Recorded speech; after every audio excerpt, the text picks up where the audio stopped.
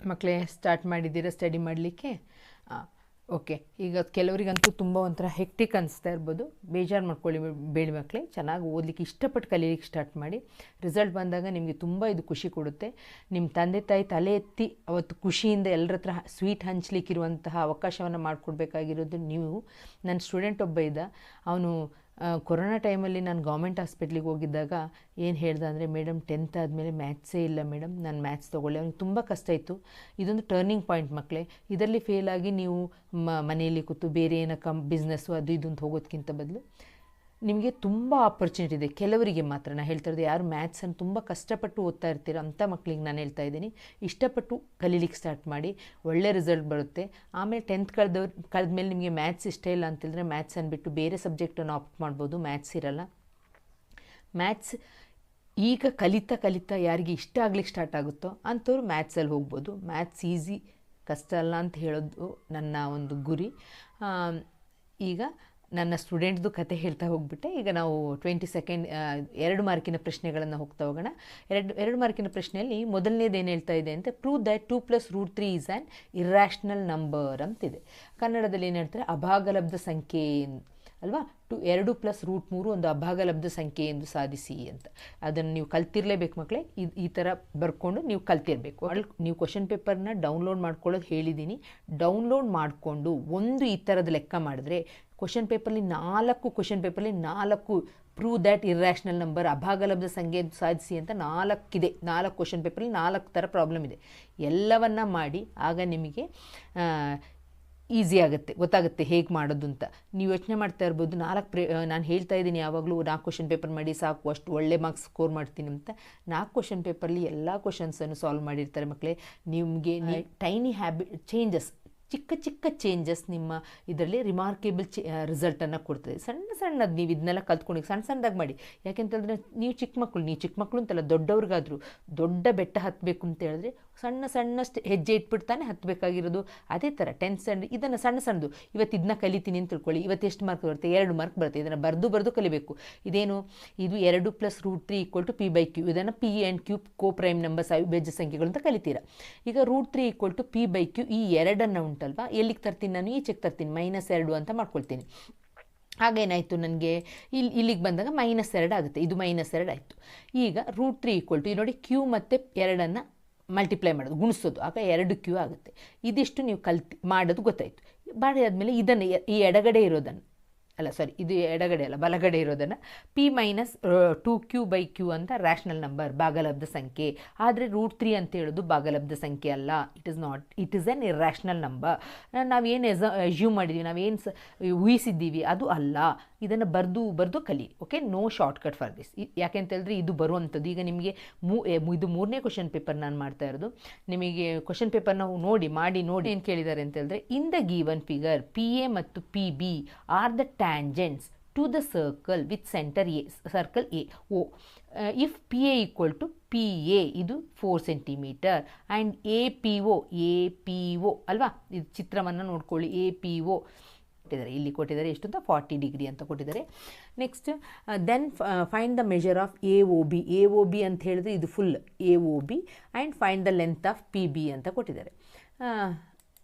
ಪ್ರಶ್ನೆಯಲ್ಲಿ ಏನು ಕೊಟ್ಟಿದ್ದಾರೆ, ಈ ಚಿತ್ರ ಕೊಟ್ಟಿದ್ದಾರೆ. ಇದನ್ನು ಮತ್ತು ಇದನ್ನೇನು ಸ್ಪರ್ಶಕಗಳು, PA ಮತ್ತು PB ಸ್ಪರ್ಶಕಗಳು, ಟ್ಯಾಂಜೆಂಟ್ಸ್ ಅಂತ. ಸ್ಪರ್ಶಕ ಅಂತ ಹೇಳಿದ್ರೆ ಗೊತ್ತಿದ್ದು ಬಾಹ್ಯ ಬಿಂದುವಿನಿಂದ ಎಳೆದ ಸ್ಪರ್ಶಕ್ಕೆ ಸಮ ಆಗಿರ್ತದೆ ಅಂತ ಗೊತ್ತು ಅಲ್ವಾ. ಎಕ್ಸ್ಟರ್ನಲ್ ಪಾಯಿಂಟಿಂದ ಒಂದು ಟ್ಯಾಂಜೆಂಟ್ ಬಂತು ಅಂತ ಹೇಳಿದ್ರೆ ಅದು ಈಕ್ವಲ್. ಇದು 4 ಸೆಂಟಿಮೀಟರ್ ಅಂತ ಹೇಳಿದ್ರೆ ಇದೇನು 4 ಸೆಂಟಿಮೀಟರ್ ತಾನೆ.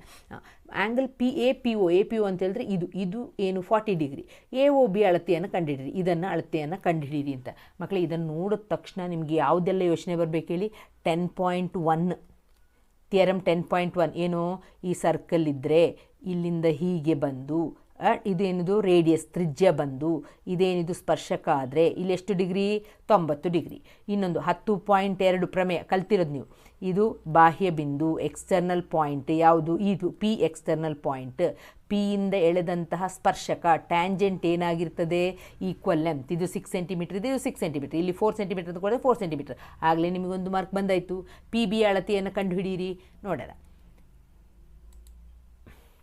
ನೋಡಿ, ಏನಂತ ಬರಿತೀರಾ, P A equal to P B ಅಂತ ಬರಿತೀರಾ. ಅದು ರಿಸಲ್ಟ್ ಇಲ್ಲಿಂದ ಬಂದು 10.2 ಅದು ರಿಸಲ್ಟ್. ಬಾಹ್ಯ ಬಿಂದುವಿನಿಂದ ವೃತ್ತಕ್ಕೆ ಎಳೆದ ಸ್ಪರ್ಶಗಳು ಸಮ, tangents from on external point P ಅಂತ. ನೆಕ್ಸ್ಟು ಇದು ಎ ಒ ಪಿ. ಮಕ್ಕಳೇ ನೀವು ಥಿಯರಮ್ ನಂಬರ್ 10.2 ಅಲ್ಲಿ ಇದನ್ನೇ ನೀವು ಪ್ರೂವ್ ಮಾಡಿದ್ದು. In a triangle O A P ಅಲ್ವಾ. ನಾನು ಹೇಳಿದ್ದೀನಿ ಇಲ್ಲಿ ಕೈ ಇಟ್ಕೊಳ್ಳಿ ಮಕ್ಕಳೇ, ಇದರಲ್ಲಿ ಕೈ ಇಟ್ಕೊಳ್ಳಿ, ಒಂದು ಬೆರಳನ್ನು ಇಟ್ಕೊಳ್ಳಿ. ನೆಕ್ಸ್ಟ್ ಈ ಟ್ರಯಾಂಗಲ್ ತೊಗೊಳ್ಳಿ, ಒ ಎ ಪಿ ಟ್ರಯಾಂಗಲ್. ಇನ್ನೊಂದು ಒ ಬಿ ಪಿ ಟ್ರಯಾಂಗಲ್. 2 ಟ್ರಯಾಂಗಲನ್ನು ತೊಗೊಳ್ಳಿ. ಯಾವುದು, ಇಲ್ಲೇ ಟ್ರಯಾಂಗಲ್ ತೊಗೊಂಡು ಇದೊಂದು ಟ್ರಯಾಂಗಲ್, ಮೇಲೆದೊಂದು ಟ್ರಯಾಂಗಲ್, ಕೆಳಗೆದೊಂದು ಟ್ರಯಾಂಗಲ್. ಆಗ ಇದು ನಮಗೆ ಗೊತ್ತಿದೆ O A P equal to O B, O A P equal to O B P ಇಲ್ಲಿ ಬರೆದಿದ್ದೀನಿ. ನೆಕ್ಸ್ಟು ಒ ಎ ಈ ಸೈಡು, ಇದು ಒ ಎ ಮತ್ತು ಒ ಬಿ ಏನದು ರೇಡಿಯಸ್ ಅಂದರೆ ತ್ರಿಜ್ಯಗಳು, ಅದನ್ನು ಬರೆದಿದ್ದೀನಿ. ಒ ಪಿ ಸಾಮಾನ್ಯ, ಒ ಪಿ 2 ಇದೆ. ಇದು ಥಿಯರಮ್ 10.2ದು ಪ್ರೂವ್ ಮಾಡಲಿಕ್ಕಿರೋ ಒಂದು ಪ್ರೂಫ್. ಅಂದರೆ ಸಾಧನೆಯಲ್ಲಿ ನಾವು ಬರೆದಿದ್ದೇನೋ ಅದನ್ನೇ ಇಲ್ಲಿ ಬರೆದ್ಬಿಟ್ಟು ಈ 2 ತ್ರಿಭುಜಗಳು ಏನಂತ ಒಂದಕ್ಕೊಂದು ಸರ್ವಸಮ, ಕಾನ್ಗ್ರುಯೆಂಟ್ ಅಂತ ಫಸ್ಟ್ ಪ್ರೂವ್ ಮಾಡಬೇಕು. ಕಾನ್ಗ್ರುಯೆಂಟ್ ಅಂತ ಪ್ರೂವ್ ಮಾಡಿದ ತಕ್ಷಣ ಇದು 40 ಡಿಗ್ರಿ ಆಗಿದೆ, ಇದು ಎಷ್ಟಾಗುತ್ತೆ, ಅದು ಸಹ 40 ಡಿಗ್ರಿ. ಈ 2 ತ್ರಿಭುಜವು ಸಮರೂಪಗಳಾಗಿದ್ದರೆ ಇದು 40 ಡಿಗ್ರಿ ಅಂದರೆ ಇದು ಸಹ 40 ಡಿಗ್ರಿ ಅಂತ ಆಯ್ತಲ್ವಾ. ಆಗ ಅಲ್ಲಿ ಬರಿತೀರ. ಇದನ್ನು ನಾವೇನು ಬರಿತೀವಿ, ಇದನ್ನು ಒಂದು ಈ ಫುಲ್ ಎ ಒ 4 ಬಾಹುಗಳು ಬರ್ತವೆ. ಇದೊಂದು ಬಾಹು, ಇದೊಂದು ಬಾಹು, ಇದೊಂದು ಬಾಹು, ಇದೊಂದು ಬಾಹು. 4 ಬಾಹುಗಳನ್ನು ಕೂಡಿಸಿದಾಗ ಎಷ್ಟು 4 ಬಾಹು ಅಂದರೆ ಅದು ಚತುರ್ಭುಜ ಆಗುತ್ತೆ, ಅದು ಕ್ವಾಡ್ರಿಲ್ಯಾಟ್ರಲ್ ಆಗುತ್ತೆ, 4 ಸೈಡೆಡ್ ಫಿಗರ್. ಆಗ 4 ಆ್ಯಂಗಲ್ಸ್ ಇರ್ತದೆ. 4 ಆ್ಯಂಗಲ್ಸನ್ನು ಆ್ಯಡ್ ಮಾಡಿದ್ರೆ ಎಷ್ಟು ಬರಬೇಕು ನಮಗೆ, 360 ಬರಬೇಕು. ಇದು ಒಂದು ಮೆಥಡ್ ಮಕ್ಕಳೇ. ಸೊ ಹಾಗೆ ಒ ಎ ಬಿ ಎಲ್ಲವನ್ನು ಆ್ಯಂಗಲನ್ನು ಪ್ಲಸ್ ಮಾಡಿದಾಗ 360 ಬರಬೇಕು. ಇದು ನಮಗೆ 90 ಅಂತ ಗೊತ್ತಿದೆ. 10.1 ರಿಸಲ್ಟು 10 ಬಿಂದು ಅಂದರೆ ಪ್ರಮೇಯ 1ರ ವೃತ್ತದ ಪ್ರಮೇಯ 1ರ ರಿಸಲ್ಟ್ ಇದು. ಆಗ ನೀವು ಇಲ್ಲಿ 90 ಅಂತ ಬರೆದು ಇದನ್ನು ಎಷ್ಟು ಅಂತ ಬರೀತೀರಾ, 80 ಅಂತ ಬರೀತಾರೆ. 40 + 40 ಎಷ್ಟಾಗುತ್ತೆ, 80 ಆಗುತ್ತೆ. ಆಗ ನಿಮಗೆ ಇದೆಷ್ಟು ಬರ್ತದೆ, 360ರಿಂದ ಇದನ್ನು ಮೈನಸ್ ಮಾಡಿದ್ರೆ ಕೋನ ಎ ಒ ಬಿ ಎಷ್ಟು ಬರ್ತದೆ, 100 ಡಿಗ್ರಿ ಬರ್ತದೆ. ಅಥವಾ ನೀವು ಒನ್ ವರ್ಡ್ ಆನ್ಸರ್ ಕೇಳಿದ್ರೆ ಇಷ್ಟೆಲ್ಲ ಮಾಡಲಿಕ್ಕಾಗಲ್ಲ. ಗೊತ್ತಿದೆ ನಿಮಗೆ, ಚಿತ್ರ ನೋಡಿದ ತಕ್ಷಣ ಇದು 90 ಡಿಗ್ರಿ, ಇದು 90 ಡಿಗ್ರಿ ಅಲ್ವಾ ಮಕ್ಕಳೇ. ಚಿತ್ರ ನೋಡಿದ ತಕ್ಷಣ ನಿಮ್ಗೆ ಗೊತ್ತಾಗಬೇಕು. ಚಿತ್ರ ನೋಡಿದ ತಕ್ಷಣ ಈ 2 ತ್ರಿಭುಜಗಳು ಸರ್ವಸಮ, ಮತ್ತು ಇಲ್ಲಿ 90 ಡಿಗ್ರಿ ಇರುತ್ತೆ, ಇದು 90 ಡಿಗ್ರಿ ಇರುತ್ತೆ. 90 ಪ್ಲಸ್ ಈ ಚತುರ್ಭುಜದಲ್ಲಿ ಅಭಿಮುಖ ಕೋನಗಳನ್ನು ಕೂಡಿಸಿದಾಗ 180 ಡಿಗ್ರಿ ಬರಬೇಕು. ಅಂದರೆ ಆಪೋಸಿಟ್ ಆ್ಯಂಗಲ್ಸನ್ನು ಕ್ವಾಡ್ರಿಲ್ಯಾಟ್ರಲ್ ಸೇರಿಸಿದಾಗ 180 ಬರ್ತದೆ. ಆಗ ಇದು ಮತ್ತು ಇದು ಏನಾಗುತ್ತೆ, 180 ಬರಬೇಕು. ಇದು 40 ಅಂತ ನಮಗೆ ಫಸ್ಟೇ ಗೊತ್ತಿದೆ. ಹೇಗೆ ಗೊತ್ತಾಯಿತು ಅಂತ ಹೇಳಿದ್ರೆ ಇದು ಥಿಯರಮ್ ನಂಬರ್ 10.2 ಉತ್ತರ ಆಯಿತಾ. ಆಗ ನಾವು ಇನ್ನೇನು ಮಾಡ್ತೀವಿ, ಇದು 180ಯಿಂದ ಇಲ್ಲಿ ಟೋಟಲ್ 80 ತಾನೆ, 180ಯಿಂದ 80ಯನ್ನು ಮೈನಸ್ ಮಾಡಿದಾಗ ಎಷ್ಟು ಬರುತ್ತೆ, 100 ಅಂತ. ಹಾಗೆ ಬೇಕಾದರೂ ಮಾಡ್ಬೋದು. ಓಕೆ, ಹೀಗೆ ಬರೆದು ಹೀಗೆ ಬೇಕಾದರೂ ಮಾಡ್ಬೋದು. Next elimination method. ಕ್ವಶನ್ ಪೇಪರಲ್ಲಿ ಏನು ಕೇಳಿದ್ರೆ ಎಲಿಮಿನೇಷನ್ ಮೆಥಡನ್ನು ಮಾಡಿ ಅಂತ ಕೊಟ್ಟಿದ್ದಾರೆ. ಏನು, solve the given equation by elimination method. Elimination method ಅಂತ ಹೇಳಿದ್ರೆ ವರ್ಜಿಸೋ ವಿಧಾನ ಅಂತ ಕೇಳಿದ್ದಾರೆ. ನೆಕ್ಸ್ಟ್ ಪ್ರಶ್ನೆ ಏನು ಕೇಳಿದ್ರೆ ವರ್ಜಿಸೋ ವಿಧಾನದಿಂದ ಮಾಡಿ ಅಂತ. ನೋಡಿ, ಮಾಡಲ್ ಕ್ವಶನ್ ಪೇಪರ್ ಮಾಡ್ತಾ ಹೋಗ್ತಾ ಒಂದು ಕ್ವಶನ್ ಪೇಪರ್ಲಿದ್ದಂಗೆ ವರ್ಜಿಸೋ ವಿಧಾನ ಎಲ್ಲ ಕ್ವಶನ್ ಪೇಪರ್ಲು ಇದೆ. ಎಲ್ಲ ಕ್ವಶನ್ ಪೇಪರ್ ತೆಗೆದು ಮಾಡ್ತಾ ಇರಬೇಕು. ಕ್ವಶನ್ ಪೇಪರ್ ಫಸ್ಟ್ ಪ್ರಿಂಟ್ಔಟ್ ತಗೊಳ್ಳಿ, ಓಕೆನಾ. 2x + y = 10, x - y = 2. ಆಗ ಇಲ್ಲಿ ನೋಡಿ, ಒಂದು ಪ್ಲಸ್ ಒಂದು ಮೈನಸ್ ಇದೆ, ಕ್ಯಾನ್ಸಲ್ ಆಗೋಗುತ್ತೆ. 2x + x ಆಗುತ್ತೆ, 3x = 10 + 2 ಎಷ್ಟು, 12 ಆಗುತ್ತೆ. x = 12 / 3. ಆಗ x ಬೆಲೆ ಎಷ್ಟು ಬರ್ತದೆ, 3 4 12, 3 4 12. ಆಗ x ವ್ಯಾಲ್ಯೂ ಸಿಕ್ಕಿದ ತಕ್ಷಣ ಈಕ್ವೇಷನ್ 1ನಲ್ಲಿ ಸಬ್ಸ್ಟಿಟ್ಯೂಟ್ ಮಾಡಬೇಕು. ಈಕ್ವೇಷನ್ 1ಅನ್ನು ಬರ್ಕೊಳ್ಳಿ, 2x + y = 10 ಅಂತ. x ಇದ್ದ ಪ್ಲೇಸಿಗೆ ನೀವೇನು ಮಾಡಬೇಕು, 4 ಅಂತ ಹಾಕಬೇಕು. 2 4 2 4 8, y = 10.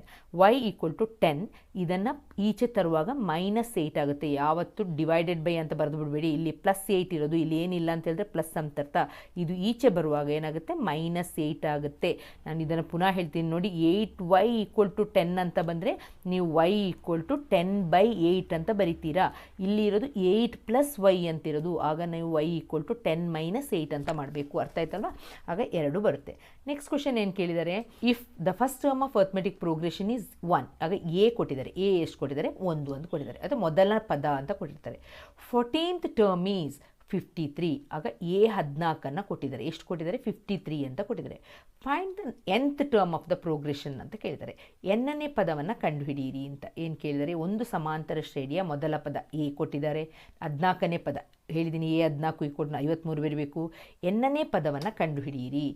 ನೋಡಿ, ಎನ್ನನೇ ಪದ ಕಂಡುಹಿಡಬೇಕಾದ್ರೆ ಸೂತ್ರ ಹಾಕೋದು ಏನು ಅಂತ ಗೊತ್ತಾಗಿರಬೇಕಲ್ಲ.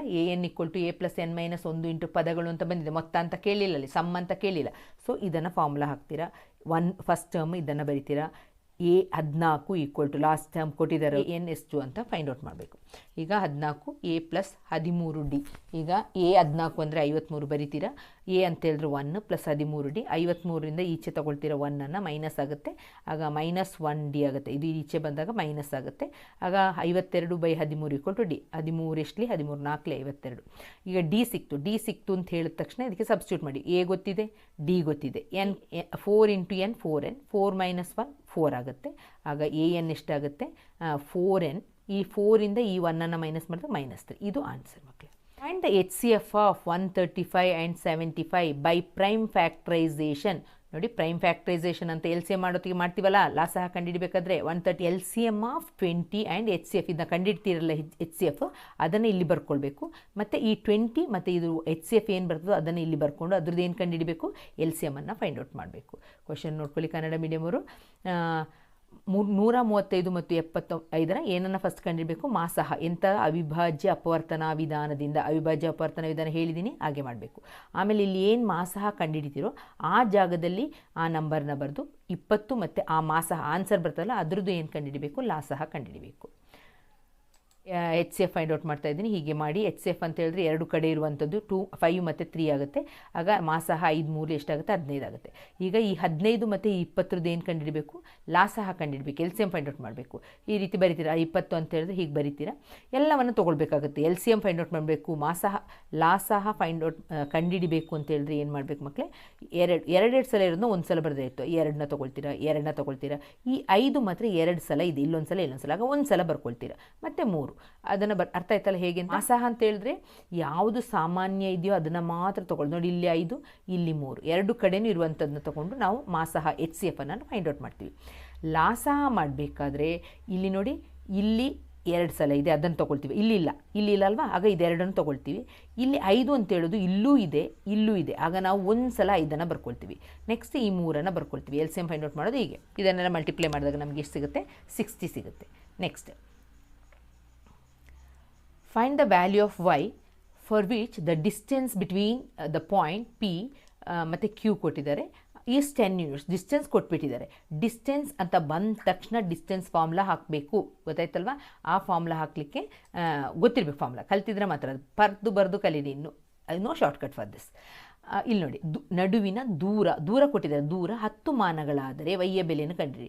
ನಡುವಿನ ದೂರ ಅಂತ ಹೇಳಿದಾಗ ದೂರ ಸೂತ್ರ ಬರಬೇಕು. ದೂರ ಸೂತ್ರ D ಈಕ್ವಲ್ ಟು ಏನು ಸೂತ್ರ, √x2 - x1 whole square plus y2 - 1 whole square. ಈ ಸೂತ್ರ ಯೋಚನೆ ಬಂದಾಗ, ಈ ಫಾರ್ಮುಲಾ ಯೋಚನೆ ಬಂದ ತಕ್ಷಣ ನೀವು ಮಾಡಲಿಕ್ಕಾಗತ್ತೆ. ಅದು ನೋಡಿದ ತಕ್ಷಣ ಪ್ರಶ್ನೆ ಓದೋದು ಇಂಪಾರ್ಟೆಂಟ್ ಮಕ್ಕಳೇ. ಪ್ರಶ್ನೆ ಕಲ್ತ್ರೆ ನೀವೆಲ್ಲ ಕಲ್ತಂಗೆ. ಈಗ ಇದನ್ನು x1 ಅಂತ ತೊಗೊಳ್ತೀನಿ, ಇದನ್ನು y1 ಅಂತ ತೊಗೊಳ್ತೀನಿ, ಇದನ್ನು x2 y2 ಅಂತ. ಡಿ ಆನ್ಸರ್ ಕೊಟ್ಟಿದ್ದಾರೆ. ಎಷ್ಟು ಕೊಟ್ಟಿದ್ದಾರೆ, 10 ಅಂತ ಕೊಟ್ಟಿದ್ದಾರೆ. ಅದನ್ನ ಬರಿತೀನಿ.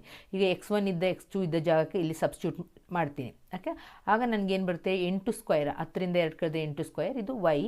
ಇದೊಂದು ಇಂಪಾರ್ಟೆಂಟ್ ನೋಡಬೇಕು ಮಕ್ಕಳೇ. ಇಲ್ಲಿ ನೋಡಿ, y2 ಅಂತ ಹೇಳಿದ್ರೆ ಇಲ್ಲಿ ಇದ್ದ ಜಾಗದಲ್ಲಿ y ಅಂತಿರೋದು, ಅದನ್ನು ಬರಿತೀನಿ. ಮೈನಸ್ ಫಾರ್ಮುಲಾದಲ್ಲಿರೋದು y2 - y1 ಹೋಲ್ ಸ್ಕ್ವೇರ್. ಆಗ y2 ಇದ್ದ ಜಾಗದಲ್ಲಿ y ಮೈನಸ್ ಹಾಕಿ ಬ್ರ್ಯಾಕೆಟ್ ಹಾಕಿ ನಾನು ಈ ಮೈನಸ್ y1 ಅಂತ ಹೇಳಿದ್ರೆ -3 ಅದನ್ನು ಬರಿತೀನಿ. ಆಗ ಮೈನಸ್ ಇಂಟು ಮೈನಸ್ ಏನಾಗುತ್ತೆ, ಇಲ್ಲಿ ಪ್ಲಸ್ ಆಗುತ್ತೆ. ಅದಕ್ಕೋಸ್ಕರ ಈ ಬ್ರ್ಯಾಕೆಟ್ ಹಾಕಿದೆ ಆಯಿತಾ. ಆಗ y + 3 ಹೋಲ್ ಸ್ಕ್ವೇರ್ ಆಗುತ್ತೆ. ಇದನ್ನು ಏನು ಮಾಡ್ತೀರಾ, ನೆಕ್ಸ್ಟ್ ಸ್ಕ್ವೇರಿಂಗ್ ಬೋತ್ ಸೈಡ್, ಎರಡು ಕಡೆ ವರ್ಗ ಮಾಡೋದು. ಆಗ ಏನಾಗುತ್ತೆ, ಇದು 10 ಸ್ಕ್ವೇರ್ ಆಗುತ್ತೆ. ಇದು ರೂಟ್ ಮೇಲೆ ವರ್ಗ ಅಂತ ಬಂದ ತಕ್ಷಣ ಸ್ಕ್ವೇರ್ ಮತ್ತು ಈ ರೂಟ್ ಏನಾಗುತ್ತೆ, ಕ್ಯಾನ್ಸಲ್ ಆಗುತ್ತೆ. ನೆಕ್ಸ್ಟ್ 10 ಸ್ಕ್ವೇರ್ ಅಂದರೆ 10 100. ಇನ್ನು 8 ಸ್ಕ್ವೇರ್ ಅಂತ ಹೇಳಿದ್ರೆ 64 ಪ್ಲಸ್ y + 3 ಹೋಲ್ ಸ್ಕ್ವೇರ್ ಆಗುತ್ತೆ. ಇದನ್ನು ಸ್ಕ್ವೇರ್ ರೂಟ್ ಮಾಡ್ಲಿಕ್ಕೆ ಹೋದೆ, ಇದು ಬೇಡ, ಈ ರೀತಿ ಮಾಡ್ಕೊಂಡು ಹೋಗಿ. ಈಗ 100 ಇದನ್ನು 64ಅನ್ನು ಈಚೆ ತಂದಾಗ -64 equal to y + 3 whole square ಆಗುತ್ತೆ. 100ಇಂದ 64 ಅದು 36 equal to y + 3 whole square. ಆಗ y + 3 ಈಕ್ವಲ್ ಟು √36. ನಾವೇನು ಮಾಡ್ತೀವಿ, x² ಈಕ್ವಲ್ ಟು 36 ಅಂತ ಹೇಳಿದ್ರೆ x ಇಸ್ ಈಕ್ವಲ್ ಟು √36 ಅಂತ ತೊಗೊಳ್ತೀವಲ್ಲ, ಅದೇ ಥರ ಇದನ್ನು ಇಷ್ಟನ್ನು ಒಂದೇ ಟರ್ಮ್ ಅಂತ ತೊಗೊಳ್ಳೋಣ. y + 3 ಹೋಲ್ ಸ್ಕ್ವೇರ್ನ ಒಂದು ಟರ್ಮ್ ಅಂತ ತೊಗೊಂಡಾಗ y + 3 whole square equal to 36, y + 3 equal to √36. ಆಗ √36 ಅಂತ ಹೇಳಿದ್ರೆ ಎಷ್ಟು ಬೆಲೆ ಬರುತ್ತೆ, 6 ± 6 ಬರುತ್ತೆ. ನಾನಿಲ್ಲಿ ಪ್ಲಸ್ ತೊಗೊಂಡಿದ್ದೀನಿ. y equal to 6. ಇದನ್ನು y ಅನ್ನು ಆಚೆ ತೊಗೊಂಡೋದಾಗ -3 ಆಗುತ್ತೆ. ಆಗ 3 ಬರುತ್ತೆ. ಇಲ್ಲ ನೀವು y ಈಕ್ವಲ್ ಟು ಇನ್ನೊಂದು y+3 = -6 ಅಂತ ತೊಗೊಂಡ್ರಿ ಅಂತ ತಿಳ್ಕೊಳ್ಳಿ. ಆಗ ನಮಗೇನಾಗುತ್ತೆ -6, ಇದನ್ನು ಈಚೆ ತಂದಾಗ -3 ಏನಾಗುತ್ತೆ, ಇಲ್ಲಿ -9 ಆಗುತ್ತೆ. ಡಿಸ್ಟೆನ್ಸ್ ಯಾವಾಗಲೂ ಮೈನಸ್ ಬರಲ್ಲ ಮಕ್ಕಳೇ, ಅದಕ್ಕೆ ನಾನು ಎಲ್ಲವೂ ಪ್ಲಸ್ಸನ್ನು ತೊಗೊಂಡು ಈ ಆನ್ಸರ್ನ ಬರೆದಿದ್ದೀನಿ. ಈಗ ಅರ್ಥ ಆಯಿತು ಅಂತ ತಿಳ್ಕೊಳ್ತೀನಿ. ನೆಕ್ಸ್ಟ್ ಇದರಲ್ಲೇ ಒಂದು ಕ್ವಶನ್ ಇದೆ ನೋಡಿ. Coordinate of the point which divides the line segment joining the points. Direct question ಕೊಟ್ಟಿದ್ದಾರೆ. ಸೆಕ್ಟರ್ ಫಾರ್ಮುಲಾ ಯೂಸ್ ಮಾಡಬೇಕು internally in the ratio. Sector ಫಾರ್ಮುಲಾನ ನೆನಪಿಡೋದು ಎಲ್ಲ ಕ್ವಶನ್ ಪೇಪರ್ಲ್ಲೂ ಇದೆ, ನಾನು ಹೇಳಿದ್ದೀನಿ. mx ನೋಡಿ, ಇದನ್ನು ಪರ್ಫೆಕ್ಟಾಗಿ ಕಲ್ತ್ಕೊಳ್ಳಿ. mx by m plus m ಅಂತ ಬರಿತೀರ. ಓಕೆನಾ. Next my plus my by m plus m. ಇದು ನಿಮಗೆ ನೆನಪಿಟ್ಕೊಳ್ಳಿಕ್ಕೋಸ್ಕರ ಒಂದು ಮೆಥಡ್ ಮಕ್ಕಳು. ಏನು ಮಾಡ್ತೀರಾ, 1 2 2 1 1 2. ಓಕೆನಾ. ಇಲ್ಲೂ ಅಷ್ಟೇ 1 2 2 1 1 2 ಅಂತ ಹಾಕಿ ಈ ಫಾರ್ಮುಲಾನ ಹೀಗೆ ನೆನಪಿಟ್ಕೊಳ್ಳಿ. ಈ ಕಡೆ ಯಾವಾಗಲೂ ಇಲ್ಲಿ ಎಕ್ಸ್ದು ಬರಿಬೇಕು, ಇಲ್ಲಿ ಈ ಕಡೆ ಸೈಡ್ ಎಕ್ಸ್ ಬರಿಬೇಕು, ಈ ಕಡೆ ಸೈಡ್ ವೈ ಬರಿಬೇಕು ಅಂತ ಇರೋದು ಗೊತ್ತಿರಬೇಕು. ಮಿಕ್ಸ್ ಮಾಡಿಬಿಡಬೇಡಿ. ಇದನ್ನು ಕ್ವಶನ್ ಪೇಪರ್ ಕನ್ನಡ ಮೀಡಿಯಮ್ ಅವ್ರದ್ದು ಏನು ಕೊಟ್ಟಿದ್ದಾರೆ ಅಂತಂದರೆ, ರೇಖಾಖಂಡವನ್ನು ಆಂತರಿಕವಾಗಿ ಈ ರೇಷಿಯೋಲ್ಲಿ ಬಂದ ತಕ್ಷಣ ನಿಮಗೆ ಗೊತ್ತಾಗಬೇಕು ಮಕ್ಕಳೇ, ಆ ಸೂತ್ರವನ್ನು ವಿಭಾಗಿಸುವ ನಿರ್ದೇಶಾಂಕವನ್ನು ಕಂಡುಹಿಡಿಯಿರಿ ಅಂತ ಕೇಳ್ತಾರೆ. ಸರಳ ಆಗ ಇಲ್ಲಿ ಈಸ್ಟು ಅಂತ ಬಂದ ತಕ್ಷಣ, ಅನುಪಾತ ಬಂದ ತಕ್ಷಣ ನಿಮಗೆ ಆ ಸೂತ್ರ ಯೋಚನೆ ಬರಬೇಕು. ನೋಡಿ ಲೆಕ್ಕವನ್ನು ನೋಡಿ.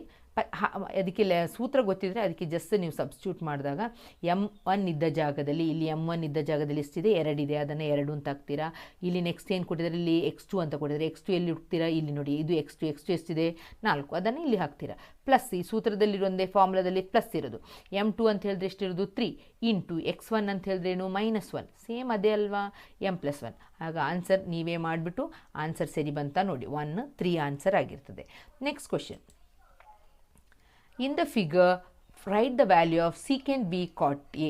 ಮಕ್ಕಳೇ, ಇದರಲ್ಲಿರೋ ಸೀಕೆಂಟ್ ಅಟ್ಲೀಸ್ಟ್ ನೋಡಿ ಮಕ್ಕಳೇ, ನಾನು ಹೇಳಿದ್ದೆ ಈಗ ತನ್ನ ಹೇಳಿದೆ, ಟೈನಿ ಚೇಂಜಸ್, ಸಣ್ಣ ಸಣ್ಣ ಕಲಿಕೆ. ಈಗ ಕಲ್ತಿದ್ದಿರಲಿ ಇದನ್ನು ಪರ್ಫೆಕ್ಟಾಗಿ, ಅದನ್ನು ಪರ್ಫೆಕ್ಟಾಗಿ ಕಲೀರಿ. ಇಲ್ಲಿ ಸೀಕೆಂಟ್ ಅಂತ ಬಂದ ತಕ್ಷಣ ಏನಂತ ಯೋಚನೆ ಬರಬೇಕು ನಿಮಗೆ, ಸೀಕೆಂಟ್ ಅಂತ ಬಂದ ತಕ್ಷಣ ಫಾರ್ಮುಲಾ ಯೋಚನೆ ಬರಬೇಕು. ಫಾರ್ಮುಲಾ ಯೋಚನೆ ಬಂದಿಲ್ಲ ಅಂತೇಳಿದ್ರೆ ನಿಮ್ಗೆ ಏನು ಮಾಡಲಿಕ್ಕಾಗಲ್ಲ ಮಕ್ಕಳೇ. ಅದನ್ನು ಈಗ ಒಂದು ಕ್ವಶನಲ್ಲಿ ಏನು ಬಂದಿದೆ ಅದನ್ನು ಕಲ್ತ್ಕೊಬಿಡಿ. ಹೈಪಾಟ್ನಿಸ್ ಡಿವೈಡೆಡ್ ಬೈ ಅಡ್ಜಸೆಂಟ್, ವಿಕರ್ಣ ಬೈ ಪಾರ್ಶ್ವ. ಓಕೆನಾ. ಕನ್ನಡ ಮೀಡಿಯಮ್ ಅವ್ರದ್ದು ಕ್ವಶನ್ ಚಿತ್ರದಲ್ಲಿ ತೋರಿಸೋದು, ಸೀಕೆಂಟ್ ಎ ಮತ್ತು ಕಾಟ್ ಎಯ ಬೆಲೆಯನ್ನು ಕಂಡುಹಿಡಿಯಿರಿ ಅಂತ. ನೋಡಿ ಮಕ್ಕಳೇ, ಸೀಕೆಂಟ್ ಬಿ ಅಂತ ಹೇಳಿದ ತಕ್ಷಣ, ಸೀಕೆಂಟ್ ಅಂತ ಹೇಳಿದ ತಕ್ಷಣ ಹೈಪಾಟ್ನಿಸ್ ಬೈ ಅಡ್ಜಸೆಂಟ್, ವಿಕರ್ಣ ಬೈ ಪಾರ್ಶ್ವ. ಮಕ್ಕಳೇ, ಇದನ್ನು ನೋಡೋಷ್ಟರೊಳಗೆ ನಿಮಗೆ ಕಲ್ತಾಗಬೇಕು. ಸೀಕೆಂಟ್ ಅಂತ ಹೇಳಿದ್ರೆ ಹೈಪಾಟ್ನಿಸ್ ಬೈ ಅಡ್ಜಸೆಂಟ್ ಅಂದರೆ ಕನ್ನಡ ಮೀಡಿಯಮ್ ಅವರು ವಿಕರ್ಣ ಬೈ ಪಾರ್ಶ್ವ.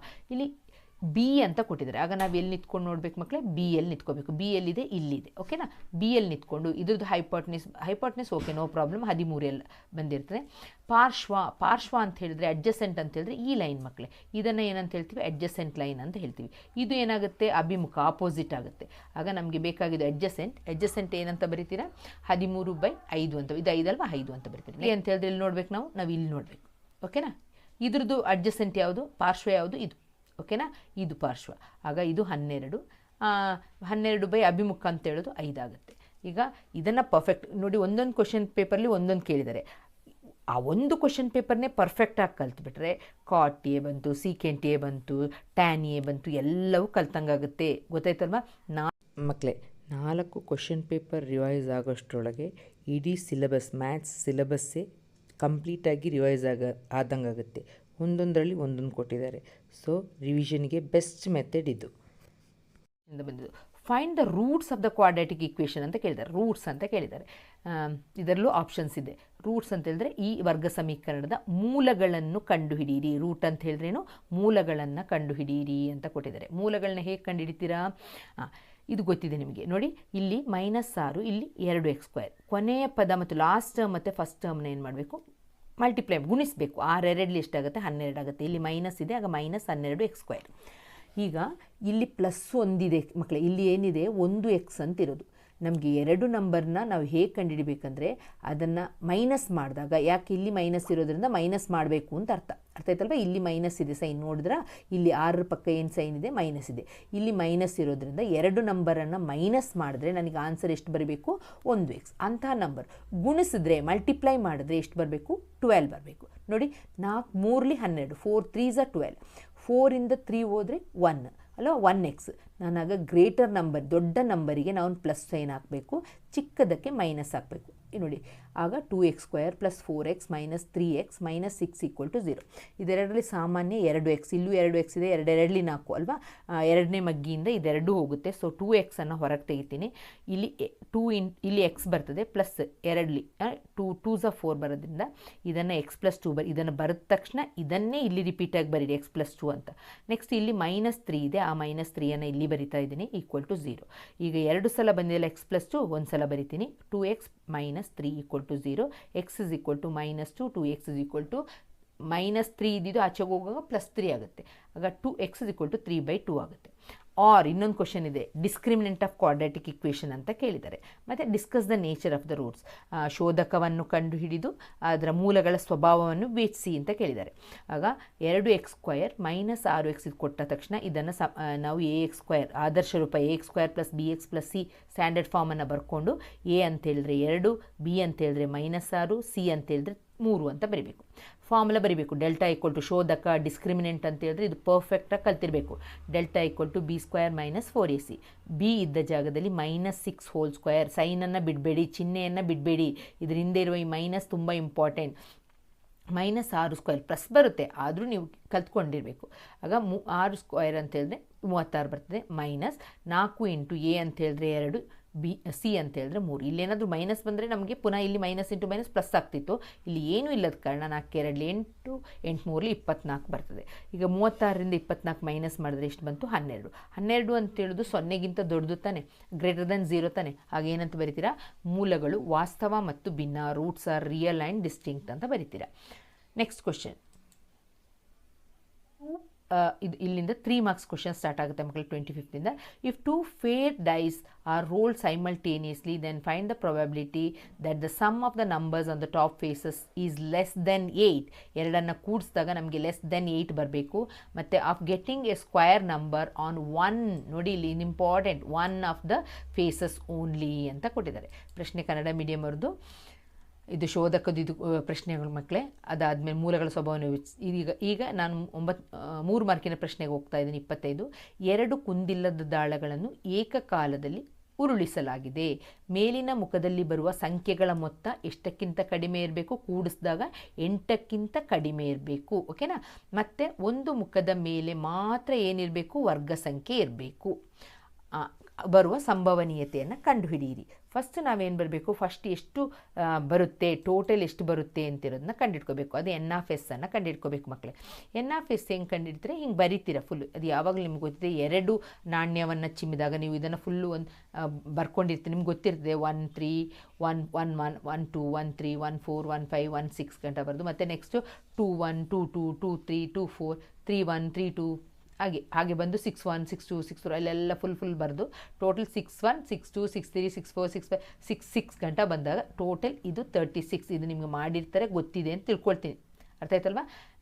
ಈಗ ನಮಗೆ ಫಸ್ಟ್ ಕೇಳಿರೋದೇನಂತ ಹೇಳಿದ್ರೆ, ಕೂಡಿಸಿದಾಗ 2 ಮುಖ ಇದೊಂದು ಇದನ್ನು ಕೂಡಿಸಿದಾಗ 8ಕ್ಕಿಂತ ಕಡಿಮೆ ಬರಬೇಕು, ಲೆಸ್ ದೆನ್ 8. ಇದು 1 + 1 ಅಂತ ಹೇಳಿದ್ರೆ 2a ಬರುತ್ತೆ. ನೋಡಿ 6 + 1 ಅಂದರೆ 8ಗಿಂತ ಕಡಿಮೆ ಬರುತ್ತೆ.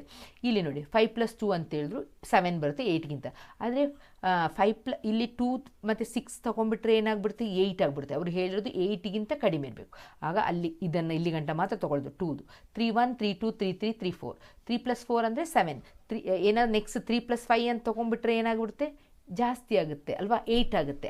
8 ಬೇಡ ನನಗೆ, 8ಗಿಂತ ಕಡಿಮೆ ಇರಬೇಕು. ಆ ರೀತಿ ತೊಗೊಂಡಾಗ ಇದು ಬಂದಿದೆ ಮಕ್ಕಳು.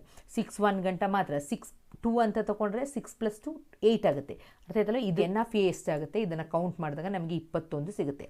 NF 2 ದಾಳವನ್ನು ಉರುಳಿಸಿದಾಗ 2 ಡೈಸನ್ನು ಥ್ರೋ ಮಾಡಿದಾಗ ಅಂತ ಹೇಳಿದ್ರೆ NF ಯಾವಾಗಲೂ 36. ಯೋಚನೆ ಇಟ್ಕೊಂಡಿರಬೇಕು. ಆಗ first one, probability of A = NF A/NF. NF ಎಷ್ಟು ಬರಿತೀರಾ, 21 ಬರಿತೀರಾ. NF 30, ಅದು ಫಿಕ್ಸೆಡ್. ಓಕೆ, ಇದನ್ನು ಸುಲಭ ರೂಪಕ್ಕೆ ತರಲಿಕ್ಕಾದರೆ ಸುಲಭ ರೂಪಕ್ಕೆ ತಂದು 7/12 ಅಂತ ಬರೀತೀರ. 3 7 21, 3 12. ನೆಕ್ಸ್ಟು ಕೇಳಿರೋದು ಸ್ಕ್ವಯರ್ ನಂಬರ್. ಅದು ಹೆಂಗಿರಬೇಕು, ಒಂದು ಫೇಸಲ್ಲಿ ಮಾತ್ರ. ಮಕ್ಕಳಿಗೆ ತುಂಬ ಮಕ್ಕಳಿಗೆ ಒಂದು ಸ್ಕ್ವಯರ್ ನಂಬರ್ ಅಂತಲೇ ಗೊತ್ತಿಲ್ಲ ಕಂಡ್ರು, ಅದೇ ಬೇಜಾರು. ಒಂದು ಸ್ಕ್ವಯರ್ ನಂಬರ್ ನೋಡಿ, ಒಂದು ಸ್ಕ್ವಯರ್ ಅಂತ ತೊಗೊಂಡು 1 1 1 ಅಂತಾನೆ. ನೆಕ್ಸ್ಟ್ ಸ್ಕ್ವಯರ್ ನಂಬರ್ ಯಾವುದು, 2 ಸ್ಕ್ವಯರ್ ಮಾತ್ರ, 4 ತಾನೆ. ಇಲ್ಲಿ ಬರುವಂಥದ್ದು 1 ಮತ್ತು 4, ಒಂದು ಫೇಸ್, ಒಂದು ಮುಖದಲ್ಲಿ ಮಾತ್ರ ಅಂತ ಕೊಟ್ಟಿದ್ದಾರೆ ನೋಡಿ. ಇಲ್ಲಿ 1 2 1 3 1 4 ಯಾಕಿಲ್ಲ, ಇಲ್ಲಿ ಏನಾಗ್ಬಿಡ್ತದೆ, 1 ಸ್ಕ್ವಯರ್ ನಂಬರ್ 4 ಸ್ಕ್ವಯರ್ ನಂಬರ್, ಇದು ಈ ರೀತಿ ಬರಬಾರ್ದು. ಅವ್ರು ಕೇಳಿರೋದು ಬರೀ ಒಂದು ಮುಖದಲ್ಲಿ, ಒಂದು ಫೇಸಲ್ಲಿ ಮಾತ್ರ ನಮ್ಗೆ ಏನು ಬರಬೇಕು, ಸ್ಕ್ವಯರ್ ನಂಬರ್ ಬರಬೇಕು. ಅದೇ ಥರ 1 6, ಓಕೆನಾ, ಅದೇ ಥರ ನೋಡ್ಕೊಂಡು ಹೋಗಬೇಕು. ಇದನ್ನು ಬರೆದು ಎಷ್ಟು ಬರ್ತಿರೋದು, NA ಅರ್ಥ ಆಯಿತು ಅಂತ ತಿಳ್ಕೊಂಡು ಹೇಗೆ ಸ್ಕ್ವಯರ್ ನಂಬರ್ ತೊಗೊಳ್ಳೋದು ಅಂತ. ಒಂದು ಇದರಲ್ಲಿ ಮಾತ್ರ ಸ್ಕ್ವಯರ್ ನಂಬರ್ ಇರಬೇಕು. ಟೋಟಲ್ ಎಷ್ಟು ಬರ್ತದೆ, 16 ಬರ್ತದೆ. ಸೊ P(A) = NA/N(S), ಆಗ 16/36. Okay, 4 4s are 16, 4 9s are 36 ಅಷ್ಟು. ನೆಕ್ಸ್ಟ್ 10.2 ಥಿಯರಮನ್ನು ಕಲಿಬೇಕು. ಸರ್ಕಲ್ ಥಿಯರಮ್ ಎಕ್ಸ್ಪ್ಲೇನ್ ಮಾಡಿದ್ದೀನಿ, ಅದನ್ನೇ ನೋಡಿ ರಿವೈಸ್ ಮಾಡ್ಕೊಳ್ಳಿ. ಯಾವಾಗಲೂ ಕೂತಲ್ಲಿ ನಿಂತಲ್ಲಿ ಅದು ನಿಮ್ಮ ಕಣ್ಣು ಮುಂದೆ ಬರಬೇಕು ಮಕ್ಕಳೇ. ಆ ಚಿತ್ರನೂ ಬರಬೇಕು. 10.2 ಅಂತ ಹೇಳಿದ್ರೆ tangents from N external point, ಆ ಚಿತ್ರ ಬರಬೇಕು. ನೀವು ಅದನ್ನು ರಿಕಾಲ್ ಮಾಡ್ತಾ ಇರಬೇಕು. ಈಗ ನಾನು ಹೇಳಿದಾಗಲೇ ನಿಮಗೆಲ್ಲ ಅರ್ಥ ಬಂದಿರಬೇಕು. ಓಕೆನಾ, ಪರ್ಫೆಕ್ಟಾಗಿ ಕಲೀರಿ. Find the zeros of the quadratic polynomial P(x) = 6x². ನೋಡಿ, ಇದನ್ನು ನೋಡಿದ ತಕ್ಷಣ ಫ್ಯಾಕ್ಟ್ರೈಸ್ ಮಾಡೋದು ನಮಗೆ ಗೊತ್ತಿರಬೇಕು. Verify the relationship between the zeros of and coefficient. ನೋಡಿ, ಈ ಕ್ವಶನ್ ನೋಡಿ ನೀವು ಕಲ್ತಿದ್ದೀರ ಫಸ್ಟ್ ಮಿಡ್ ಟರ್ಮಲ್ಲೂ ಇದು ಕ್ವಶನ್ ರಿಪೀಟ್ ಎಕ್ಸಾಮಿಗೆ ಬಂದಿದೆ. ಇದು ಆಗಾಗ ರಿಪೀಟ್ ಆಗ್ತಾ ಇರುವಂಥ ಕ್ವಶನ್ಗಳಲ್ಲಿ ಒಂದು. ಇಂಗ್ಲೀಷ್ ಕನ್ನಡದಲ್ಲಿ ಏನು ಕೇಳಿದ್ದಾರೆ ಅಂತ ಹೇಳಿದರೆ, P(x) = ಬಹುಪದೋಕ್ತಿಯ ಶೂನ್ಯತೆಯನ್ನು ಕಂಡುಹಿಡಿಯಿರಿ ಹಾಗೂ ಶೂನ್ಯತೆಗಳು ಹಾಗೂ ಸಾಗುಣಕಗಳ ನಡುವಿನ ಸಂಬಂಧವನ್ನು ತಾಳೆ ನೋಡಿ. ಇದನ್ನು ನೀವು ಕಲ್ತಿರ್ತೀರ. ಈಗ ಜಸ್ಟ್ ರಿವೈಸ್ ಮಾಡ್ಕೊಂಡು ಹೋಗೋಣ. ಇದನ್ನು ಫಸ್ಟ್ ಏನು ಮಾಡಬೇಕು, ಮೊದಲ ಪದ ಫಸ್ಟ್ ಟರ್ಮ್ ಮತ್ತು ಲಾಸ್ಟ್ ಟರ್ಮನ್ನು ಏನು ಮಾಡಬೇಕು, ಮಲ್ಟಿಪ್ಲೈ ಮಾಡಬೇಕು.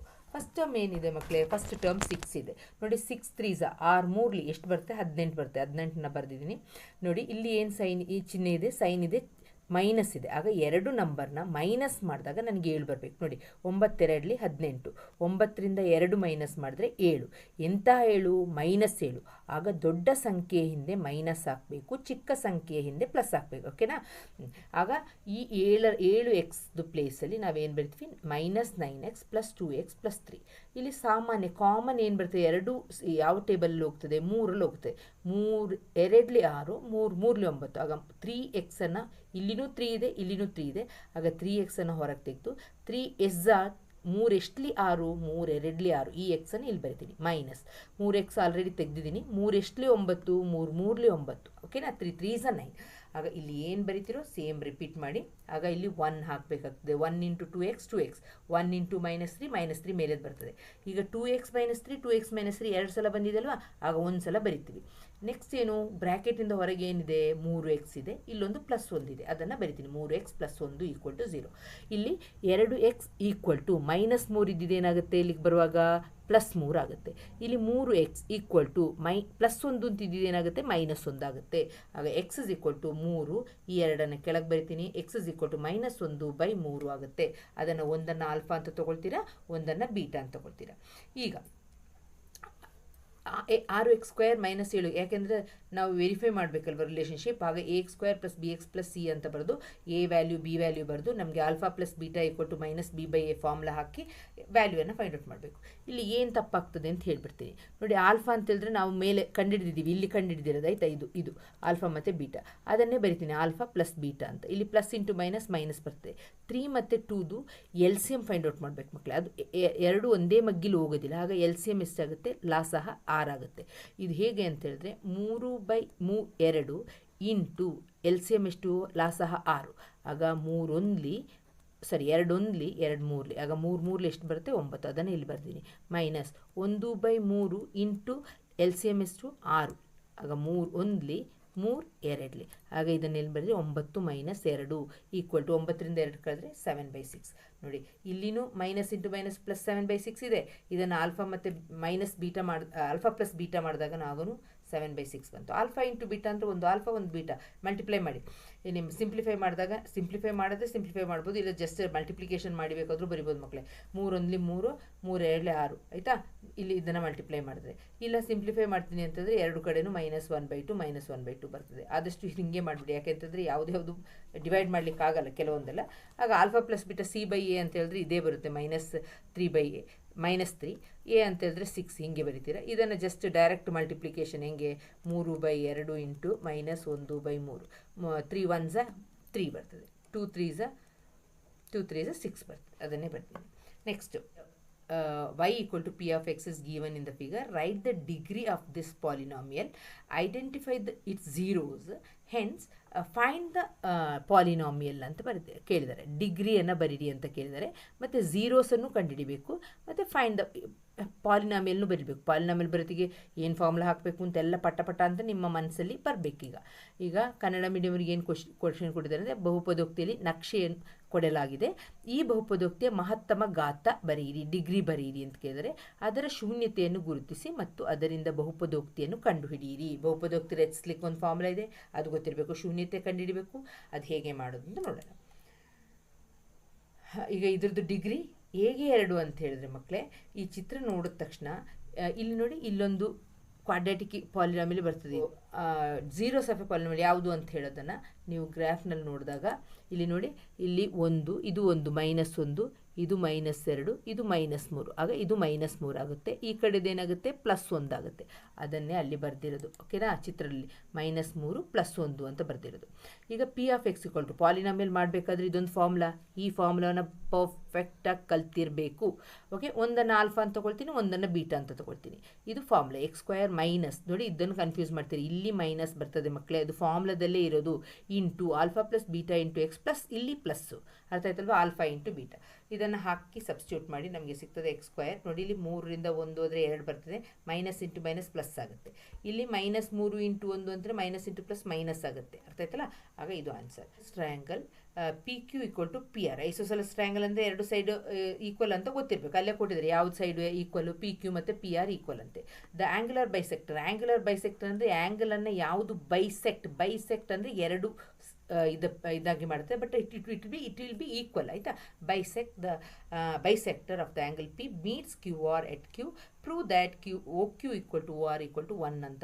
ದ್ವಿಬಾಹು ತ್ರಿಭುಜ ಅಂತ ಕೊಟ್ಟಿದ್ದಾರೆ, ಕೋನಾರ್ಥಕ ರೇಖೆ ಅಂತ ಕೊಟ್ಟಿದ್ದಾರೆ, ಇದನ್ನು ಪ್ರೂವ್ ಮಾಡಿ. ಮತ್ತು ಈ ತ್ರಿಭುಜ ಬಿಡಿಸ್ಕೊಂಡ ತಕ್ಷಣ ನೀವೇನಂತ ತಗೊಳ್ತೀರಾ, ಇಲ್ಲಿ ಇದು ಬೈಸೆಕ್ಟರ್ ತೊಗೊಂಡಿದ್ದೀರಾ, ಆಗ ನಮಗೆ ಇಲ್ಲಿ ಎಷ್ಟು ಟ್ರಯಾಂಗಲ್ ಆಯಿತು, ಇಲ್ಲೊಂದು ಟ್ರಯಾಂಗಲ್ ಇದಕ್ಕೆ ಹೆಸರು ಕೊಟ್ಕೊಳ್ಳೋಣ, OQP ಅಥವಾ OPQ ಮತ್ತು OPR ಅಂತ ಬರ್ಕೊಳ್ಳಿ.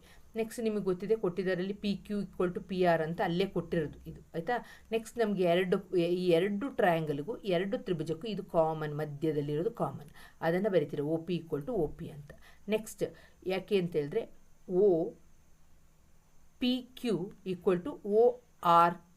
OPR ಅಂತ ಬರ್ತೀನಿ. ಯಾಕೆ ಹೇಳಿ, ಅದು ಆ್ಯಂಗುಲರ್ ಬೈಸೆಕ್ಟರ್, ಕೋನಾರ್ಧಕ ಅಂತ ಹೇಳಿಬಿಟ್ಟಿದ್ದಾರೆ, ಕೋನವನ್ನು ಅರ್ಧಿಸ್ತದೆ, ಕರೆಕ್ಟ್ ಆಫ್ ಮಾಡ್ತದೆ ಅಂತ ಅರ್ಥ ಆಯ್ತಲ್ವಾ.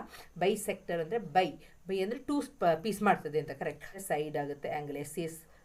ಬಾಹು ಸಿದ್ಧಾಂತದ ಪ್ರಕಾರ ಈ 2 ತ್ರಿಭುಜಗಳು ಏನಾಗ್ತದೆ, ಸರ್ವಸಮ ಆಗುತ್ತೆ. ಆಗ ಸರ್ವಸಮ ಅಂತ ಹೇಳಿದ ತಕ್ಷಣ 2 ಕಾಂಗ್ರುಯೆಂಟ್ ಅಂತ ಹೇಳಿದ ತಕ್ಷಣ OQ = OR ಆಯಿತು. ಸೊ OQ/OR = ನಮಗೆ ಏನು ಬರ್ತದೆ, 1 ಬರ್ತದೆ, ಅರ್ಥ ಆಯ್ತಲ್ವಾ. CD is a parallelogram ಅಂತ ಕೊಟ್ಟಿದ್ದಾರೆ, ಅದು parallelogram. E is a point on BC. Diagonal BD intersect the line joining A and E at F. ಮಕ್ಕಳೇ ಇದನ್ನು ಸ್ವಲ್ಪ ನೋಡ್ಕೋಬೇಕು. ABCD is a parallelogram. Okay, ಇದನ್ನು ಚಿತ್ರ ಬಿಡಿಸೋದ್ರಲ್ಲಿ ಇರೋದು ಮಕ್ಕಳೇ. Intersect the line joining A and E at F. Prove that ಅಂತ ಕೇಳ್ಬಿಟ್ಟು ಕೊಟ್ಟಿದ್ದಾರೆ. ಚಿತ್ರ ಬಿಡಿಸ್ಕೊಳ್ಳೋಣ, ಅದು ಇಂಪಾರ್ಟೆಂಟ್. ಕನ್ನಡ ಮೀಡಿಯಮ್ ಅವ್ರು ನೋಡ್ಕೊಳ್ಳಿ. ಸಮಾನಾಂತರ ಚತುರ್ಭುಜ, ಕರ್ಣ ಒಂದು ಕೊಟ್ಟಿದ್ದಾರೆ BD, ಅದು ಏನು ಮಾಡಿದೆ, BCಯ ಮೇಲೆ ಈ ಒಂದು ಬಿಂದು ಅಂತ ಕೊಟ್ಟಿದ್ದಾರೆ. ಕರ್ಣ BDಯು A ಮತ್ತು Eಗಳನ್ನು ಸೇರಿಸುವ ರೇಖೆಯನ್ನು Fನಲ್ಲಿ ಛೇದಿಸುತ್ತದೆ ಅಂತ ಕೊಟ್ಟಿದ್ದಾರೆ. ಈಗ ಚಿತ್ರ ಇಂಪಾರ್ಟೆಂಟ್ ಮಕ್ಕಳಿಗೆ, ಹೇಗೆ ಬಿಡಿಸೋ ಚಿತ್ರ ಅಂತ ಸ್ವಲ್ಪ ನೋಡ್ಕೊಳ್ಳಿ. ನೋಡಿ, ABCD ಒಂದು ಸಮಾನಾಂತರ ಚತುರ್ಭುಜ ಪ್ಯಾರಲೋಗ್ರಾಮ್. ಏನಾಗ್ತಾ ಇದೆ, BCಯನ್ನು ಎಲ್ಲಿ ಕಟ್ ಮಾಡ್ತಾ ಇದೆ, Eಯಲ್ಲಿ ಇಲ್ಲೊಂದು ಪಾಯಿಂಟ್ ಇದೆ. ಈ ಕರ್ಣವನ್ನು ಈ AE ಲೈನ್ ಎಲ್ಲಿ ಕಟ್ ಮಾಡ್ತಾ ಇದೆ, Fನಲ್ಲಿ ಕಟ್ ಮಾಡ್ತಾ ಇದೆ, ಇಂಟರ್ಸೆಕ್ಟ್ ಆಗ್ತಾ ಇದೆ. ಇದನ್ನು ಚಿತ್ರ ಬಿಡಿಸ್ಕೊಳ್ಳಿ. ನೆಕ್ಸ್ಟ್ ಏನು ತೊಗೊಳ್ತೀರಾ ಅಂತ ಹೇಳಿದ್ರೆ Z ಶೇಪಲ್ಲಿ ಬರ್ತದೆ. ಪ್ಯಾರಲೋಗ್ರಾಮ್ ಅಂತ ಹೇಳಿದ್ರೆ ಎರಡು ಏನಾಗ್ತದೆ ಪ್ಯಾರಲಲ್ ಸೈಡ್ಸ್. ಹೀಗೆ ಬಂತು ಅಂತ ಹೇಳಿದ ತಕ್ಷಣ ಇದು ಝೆಡ್ ಶೇಪಲ್ಲಿ ಬಂತು. ಎಂತಹ ಆ್ಯಂಗಲ್? ಆಲ್ಟರ್ನೇಟ್ ಆ್ಯಂಗಲ್, ಪರ್ಯಾಯ ಕೋನ. ಅದೇ ಬರೆದಿರೋದು ಎ ಡಿ ಎಫ್ ಇಲ್ಲಿ ಬರುವಂಥದ್ದು A D F. Okay, A D F equal to ಇಲ್ಲಿಗೆ ಬನ್ನಿ ಎಫ್ ಬಿ ಇ ಅಲ್ವಾ, ಝೆಡ್ ಶೇಪಲ್ಲಿ ಬಂತು. ಓಕೆನಾ? ಆಗ ಇದನ್ನು ಬರಿತೀರಾ ಆಲ್ಟರ್ನೇಟ್ ಆ್ಯಂಗಲ್ ಅಂತ. ಅದೇ ಥರ ಆಪೋಸಿಟಾಗಿ ತೊಗೊಳ್ಳಿ, ಡಿ ಎ ಎಫ್ ಇದು. ಓಕೆ, ಡಿ ಎ ಎಫ್ ಈ ಕಡೆಯಿಂದ ಹೀಗೆ ಹೋಗಿ ಓಕೆನಾ, ಎಫ್ ಇ ಬಿ ಇದು ಏನಾಗ್ತದೆ ಆಲ್ಟರ್ನೇಟ್ ಆ್ಯಂಗಲ್ ಆಗುತ್ತೆ. ಮತ್ತು ಇದು ಎರಡು ಏನಾಗುತ್ತೆ ವರ್ಟಿಕಲಿ ಆಪೋಸಿಟ್ ಆ್ಯಂಗಲ್, ಶೃಂಗಾಭಿಮುಖ ಕೋನಗಳಾಗ್ತದೆ. ಇಂಟು ಅಂತ ಬಂದ ತಕ್ಷಣ ಶೃಂಗಾಭಿಮುಖ ಕೋನಗಳು ಮಕ್ಕಳು 8ನೇ ಕ್ಲಾಸಿಂದ 7ನೇ ಕ್ಲಾಸಿಂದನೇ ಸ್ಟಾರ್ಟ್ ಆಗಿದೆ. ಹೀಗೆ ಬಂದರೆ ಶೃಂಗಾಭಿಮುಖ ಎರಡು ಲೈನನ್ನು ಹಿಂಗೆ ಕಟ್ ಮಾಡಿದ್ರೆ ಶೃಂಗಾಭಿಮುಖ ಕೋನ ಹೀಗೆ ಝೆಡ್ ಶೇಪಲ್ಲಿ ಬಂತು ಅಂತ ಹೇಳಿದ್ರೆ ಅದು ಎಂಥ ಕೋನ? ಪರ್ಯಾಯ ಕೋನ, ಆಲ್ಟರ್ನೇಟ್ ಆ್ಯಂಗಲ್ ಅಂತ ಕಲ್ತಿರಬೇಕು. ಓಕೆ, ಆಗ ಎಲ್ಲ ಏನಾಗಿದೆ ಕೋನಗಳು ಇರೋದ್ರಿಂದ ಕೋನ ಆ್ಯಂಗಲ್ ಕ್ರೈಟೀರಿಯಾದ ಪ್ರಕಾರ ಈ ಎರಡು ಟ್ರಯಾಂಗಲ್ ಮೇಲೆ ಕೊಟ್ಟಿರ್ತೀನಲ್ಲ ಆ ಎರಡು ಟ್ರಯಾಂಗಲ್ ಏನಾಗಿದೆ ಕಾನ್ಗ್ರುಯೆಂಟ್, ಸರ್ವಸಮ ಅಂತ ಬರೀತೀರಾ. ನೆಕ್ಸ್ಟ್ ಏನು ಬರೀತೀರಾ? A F by F E ಅದನ್ನೇ ಬರೀತೀರಾ, A F by F E. Okay, ಇದು ಇಲ್ಲಿಂದ ಇಲ್ಲಿ ತನಕ ತಗೊಳ್ಳಿ, ಎ ಎಫ್ ಇಲ್ಲಿ ತನಕ. Next F E. Okay, F E. Next ಈ ಟ್ರಯಾಂಗಲ್ ತೊಗೊಳ್ತೀನಿ, D F by F B ಅಂತ ಬರಿತೀನಿ, ಅದನ್ನೇ ಬರಿತೀನಿ. ನೆಕ್ಸ್ಟ್ ಏನು ಮಾಡಬೇಕಂತಿದ್ರೆ ಕ್ರಾಸ್ ಮಲ್ಟಿಪ್ಲಿಕೇಶನ್, ಅಡ್ಡ ಗುಣಕಾರ. Okay, A F into E B, ಸರಿ ಎಫ್ ಬಿ ಇದು ಎಫ್ ಅಲ್ವಾ, A F into F B equal to F E into D B. ಇದು ಆಚೆ ಈಚೆ ಆಗಿದೆ ಅಷ್ಟೇ, ಅದನ್ನು ಸರಿಯಾಗಿ ಬರೆದಿಟ್ಟಿದ್ದೀನಿ ಅಷ್ಟೇ. ಓಕೆನಾ? ಕೇಳಿದೆ ಏನು ಕ್ವಶನಲ್ಲಿ ಅದನ್ನು ಹಾಗೆ ಬರೆದಿಟ್ಟರೆ ಆಯಿತು, ಏನಿಲ್ಲ. ಇದನ್ನು ಏನು ತೇಲ್ಸಿದ್ದು ರಿಸಲ್ಟ್ ನೀವು ತೊಗೊಳ್ತೀವಿ, ಎರಡು ಟ್ರಯಾಂಗಲ್ ಅಂತ ತೊಗೊಂಡ ತಕ್ಷಣ ಅದನ್ನೇ ಅದರದ್ದು ಉತ್ತರ ಇದೆಯಲ್ಲ ನಾವು ಹೇಗೆ ಬರಿತೀವಿ ಅಂತ ಅದನ್ನು ಇಲ್ಲಿ ಬರೆದಿದ್ದೀನಿ ಅಷ್ಟೇ. ಓಕೆ, ಆಮೇಲೆ ಅಡ್ಡ ಗುಣಕಾರ ಮಾಡಿ ಏನು ಕೇಳಿದರೆ ಪ್ರಶ್ನೆ ಅದನ್ನು ಬರೆದಿಟ್ಟರೆ ಆಯಿತು. ಕೋಆರ್ಡಿನೇಟ್ ಜಾಮಿಟ್ರಿ ಅಲ್ವಾ, ನಿರ್ದೇಶಾಂಕ ಗಣಿತದಿಂದ ಬಂದಿರುವಂಥ ಪ್ರಶ್ನೆ. ನಿರ್ದೇಶಾಂಕ ಗಣಿತದಿಂದ ಎಷ್ಟು ಕ್ವಶನ್ ಪೇಪರಲ್ಲಿ 4 ಥರ ಬಂದಿದೆ, 4 ಥರದನ್ನು ಕಲ್ತಿರಬೇಕು. ಅದು ಪಾಯಿಂಟ್ ಬಿ ಸಿ ಡಿ ಎಲ್ಲ ವರ್ಟಿಸಸ್ನಲ್ಲೂ ಪಾಯಿಂಟ್ ಕೊಟ್ಟಿದ್ದಾರೆ ಪ್ಯಾರಲೋಗ್ರಾಮ್ದು. Then find the value of X and Y. ಇಲ್ಲಿ ಎ ಯಲ್ಲಿ ಒಂದು ವೈ ಇದೆ, ಸಿ ಯಲ್ಲಿ ಒಂದು ಎಕ್ಸ್ ಇದೆ. ಇದನ್ನು ಪಾಯಿಂಟ್ ಆಗ ನಮಗೆ ಪ್ಯಾರಲೋಗ್ರಾಮ್ ಲಾಸ್ಟ್ ಇಯರ್ ಕಲ್ತಿದ್ವಲ್ಲ ಆ ಪಾಯಿಂಟ್ ನಿಮಗೆ ಯೋಚನೆ ಇರಬೇಕು ಮಕ್ಕಳೇ. ಕಾರಣ ಈ ಒಂದು ಸಮಾನಾಂತರ ಚತುರ್ಭುಜ ನಿರ್ದೇಶಾಂಕಗಳನ್ನ ಕೊಟ್ಟಿದ್ದಾರೆ, ಶೃಂಗಗಳನ್ನ ಕಂಡುಹಿಡಿಬೇಕು, ವೈ ಮತ್ತು ಎಕ್ಸನ್ನು ಕಂಡುಹಿಡಿಬೇಕು. ಇದಕ್ಕೆ ಒಂದು ಸಮಾನಾಂತರ ಚತುರ್ಭುಜದ ಒಂದು ಗುಣಲಕ್ಷಣ ಇದೆ. ಏನು ಮಾಡ್ತದೆ ಇದು? ಕರೆಕ್ಟ್ ಎರಡು ಏನಾಗ್ತದೆ ಅರ್ಧಿಸ್ತದೆ. ಈಗ ಈ ಬಿಂದುವನ್ನು ಕಂಡುಹಿಡಿದ್ಬಿಟ್ರೆ ನನಗೆ ಇದನ್ನು ಎಕ್ಸ್ ಮತ್ತು ವೈಯನ್ನು ಕಂಡುಹಿಡಲಿಕ್ಕೆ ಈಸಿ ಆಗುತ್ತೆ. ಸೂತ್ರ ಹಾಕ್ತೀನಿ. ನಮಗೆ ಗೊತ್ತು ಎ ಸಿ ಅಂತ ಹೇಳಿದ್ರೆ ಇದ್ರದ್ದು ಮಧ್ಯಬಿಂದುವನ್ನು ಕಂಡುಹಿಡ್ಕೊಳ್ಳೋಣ. A C equal to B C. ಯಾಕೆಂದರೆ ಇದ್ರದ್ದು ಮಧ್ಯಬಿಂದು ಅಂತ ಹೇಳಿದ್ರೆ ಇದ್ರದ್ದು ಮಧ್ಯಬಿಂದು ಸೇಮ್ ಇಂಟರ್ಸೆಕ್ಟ್ ಆಗ್ತದೆ ಅಂತ ನಾವು ಕಲ್ತಿದ್ದೀವಿ ಅಲ್ಲಿ 9th ಸ್ಟ್ಯಾಂಡರ್ಡಲ್ಲಿ. ಆಗ ಎ ಸಿಯ ಮಧ್ಯಬಿಂದುವನ್ನು ಫಸ್ಟ್ ಈಕ್ವಲ್ ಟು ಬಿ ಸಿಯ ಮಧ್ಯಬಿಂದು. ಬಿ ಸಿ ಮಧ್ಯಬಿಂದು ನಮ್ಗೆ ಸಿಗುತ್ತೆ. ಎ ಸಿಯಲ್ಲಿ ನಮಗೆ ಎಕ್ಸ್ ಅಂತ ಬಂದಿರ್ತದಲ್ವ, ಎಕ್ಸ್ ಮತ್ತು ವೈ ಅಂತ ಬಂದಿರುತ್ತೆ. ಆಗ ನಮ್ಗೆ ಅದು ಕಂಡುಹಿಡಲಿಕ್ಕೆ ಈಸಿ ಆಗುತ್ತೆ, ಕಂಪೇರ್ ಮಾಡಿ ಕಂಡುಹಿಡಿಯೋದು. ಆಗ ಇಲ್ಲಿ ಎ ಅಂತ ಬರ್ಕೊಳ್ಳಿ, ಇಲ್ಲಿ ಬಿ ಡಿಯನ್ನು ಬರ್ಕೊಳ್ಳಿ. ಇದೇನಂತ ಬರಿಬೇಕು ನಾನು? ಎ ಸಿ ಅಂತ ಬರಿಬೇಕಿತ್ತು ಮಕ್ಕಳೇ. ಓಕೆ, ಎ ಸಿ ಅಂತ ಹೇಳಿದ್ರೆ ಎಕ್ಸ್, ಎ ಅಂತ ಹೇಳೋದು ಒಂದು ವೈ ಮತ್ತು ಸಿ ಅಂತ ಹೇಳೋದು ಎಕ್ಸ್ ಮತ್ತು ವೈ. ಆಗ ನಿಮಗೆ ಗೊತ್ತಿದೆ formula x1 + x2 / 2 y1 + y2 / 2. ಆಗ x1 ಇದ್ದ ಜಾಗಕ್ಕೆ 1, y1 ಇದ್ದ x1 + x2 ಇದ್ದ ಜಾಗಕ್ಕೆ x / 2, y1 ಅಂತ ಹೇಳಿದ್ರೆ y + 6/2. ಇದನ್ನು ಫಾರ್ಮುಲಾಕ್ಕೆ ಹಾಕಿ ಸಬ್ಸ್ಟಿಟ್ಯೂಟ್ ಮಾಡಿ. ಆಗ ಇಷ್ಟು ಮಾಡಿ ಆದಮೇಲೆ ಮಕ್ಕಳೇ ಈ ಎಕ್ಸ್ ಇದೆಯಲ್ವಾ ಇದನ್ನು ಮತ್ತು ಇದನ್ನು ಇದು ಮಾಡೋದು, ಈಕ್ವೇಟ್ ಮಾಡೋದು. 1 + x/2 ಈಕ್ವಲ್ ಟು ಅಂತ ಬರೆದ್ಬಿಟ್ಟು 7/2 ಅಂತ ಬರೆಯೋದು. ಮತ್ತು ಇದನ್ನು ವೈ ಜಾಗದಲ್ಲಿ ಇದೆಯಲ್ವಾ ಈ ವೈ ಕೋಆರ್ಡಿನೇಟನ್ನು ಮತ್ತು ಇದನ್ನು 8/2 ಅಂತಿದೆಯಲ್ಲ ಇದನ್ನು ಕಂಪೇರ್ ಮಾಡೋದು. y + 2/2 ಈಕ್ವಲ್ ಟು 4 ಅಂತ ನಮ್ಗೆ ಗೊತ್ತಿದೆ. ಈಗ 2 4 8 ಅಲ್ವಾ, ಇದು 2 1 2 2 4 8. ಆಗ ಇಲ್ಲಿ ಏನು ಮಾಡಬೇಕು? ಅಡ್ಡ ಗುಣಾಕಾರ ಮಾಡಬೇಕು. ಇಲ್ಲದ್ರೆ 1 + x ಈಕ್ವಲ್ ಟು ಇದನ್ನು ಮೇಲೆ ತಂದುಬಿಡಿ ಮಕ್ಕಳೇ. ಆಗ ಏನಾಗುತ್ತೆ? ಇಲ್ಲಿ 2 2 ಕ್ಯಾನ್ಸಲ್ ಆಗಿ 7 ಉಳ್ಕೊಳುತ್ತೆ. 1 + x = 7, x = 7. ಈ +1 ಈಚೆ ತಂದರೆ -1, ಆಗ ಎಷ್ಟಾಗುತ್ತೆ? 6 ಆಗುತ್ತೆ. ಅದೇ ಥರ y + 6 ಈಕ್ವಲ್ ಟು ಇದನ್ನು ಏನು ಮಾಡಿದ್ರಿ? Cross multiplication. 4 2 ಎಷ್ಟಾಗುತ್ತೆ? 8 ಆಗುತ್ತೆ. ಆಗ y = 8 - 6. ಆಗ y = 2. Drawn in a square. ಇದೊಂದು ಸ್ಕ್ವೇರ್ ಅಂತ ಗೊತ್ತು. ಸ್ಕ್ವೇರ್ ಅಂತ ಹೇಳಿದಾಗ ಎಲ್ಲ ಸೈಡ್ಗಳು 90 ಡಿಗ್ರಿ ಇದೆ ಅಂತ ಎಲ್ಲಿ ಕಲ್ತಿದ್ದೀರಾ? 9th ಸ್ಟ್ಯಾಂಡರ್ಡಲ್ಲಿ ಕಲ್ತಿದ್ದೀರಾ, 8th ಸ್ಟ್ಯಾಂಡರ್ಡಲ್ಲಿ ಕಲ್ತಿದ್ದೀರಾ, 7th ಕಲ್ತಿದ್ದೀರಾ ಅಲ್ವಾ? ಸಣ್ಣ ಕ್ಲಾಸಿಂದನೂ ಕಲ್ತ್ಕೊಂಬರೋದು ಇದು 90 ಡಿಗ್ರಿ ಅಂತ. ಓಕೆನಾ? A B C D as the centre of the circle. ನೋಡಿ, ಇದನ್ನು ಸೆಂಟರ್ ಅಂತ ತೊಗೊಂಡ್ರೆ, ಇದನ್ನು ಸರ್ಕಲ್ ಅಂತ ಬಿಡಿಸ್ಕೊಂಡ್ರೆ, ಒಂದು ಸರ್ಕಲ್ ಬರುತ್ತಲ್ವ, ಹಿಂಗೆ ತೊಗೊಂಡ್ರೆ ಹಿಂಗೆ ಬರುತ್ತಲ್ಲ, ಒಂದು ಸರ್ಕಲ್ ಮಾಡ್ಬೋದಲ್ಲ ನಾವು, ಇಲ್ಲಿ ಹಿಂಗೆ ಸರ್ಕಲ್ ಮಾಡ್ಬೋದಲ್ವ. ಇದನ್ನು ಸೆಂಟ್ರಾಗಿ ತೊಗೊಂಡ್ರೆ, ಅದು ಇದನ್ನು ಸೆಂಟ್ರಾಗಿ ತೊಗೊಂಡ್ರೆ, ಇದನ್ನು ತೊಗೊಂಡು ಇದೊಂದು ಆರ್ಕ್ ಅಂತ ತೊಗೊಂಡ್ರೆ ಇಲ್ಲೊಂದು ಸರ್ಕಲ್ ಮಾಡ್ಬೋದು. ಅದೇ ಥರ ಇಲ್ಲೂ ಒಂದು ಸರ್ಕಲ್ ಮಾಡ್ಬೋದು, ಅದನ್ನೇ ಹೇಳಿದ್ದಾರೆ. ಆಗ ರೇಡಿಯಸ್ ಎಷ್ಟಂತೆ? ರೇಡಿಯಸ್ ನಮಗೆ ಬೇಕಾಗಿರೋದು 3.5. If the area of a square ABCD, area of a square ಕೊಟ್ಟಿದ್ದಾರೆ. ಸ್ಕ್ವಯರ್ ಕೊಟ್ಟರೆ ಸ್ಕ್ವಯರ್ದು ಏನು formula? Side into side. Side ಕೊಟ್ಬಿಟ್ಟು 144 ಅಂತ ಕೊಟ್ಟಿದ್ದಾರೆ. ಆಗ ಒಂದು ಸೈಡ್ ನಿಮಗೆ ಸಿಗುತ್ತೆ. Next perimeter of the shape. ನೋಡಿ ಮಕ್ಕಳೇ, ಪೆರಿಮೀಟರ್ ಕೇಳಿದ್ದಾರೆ. ನೋಡಿ, PQ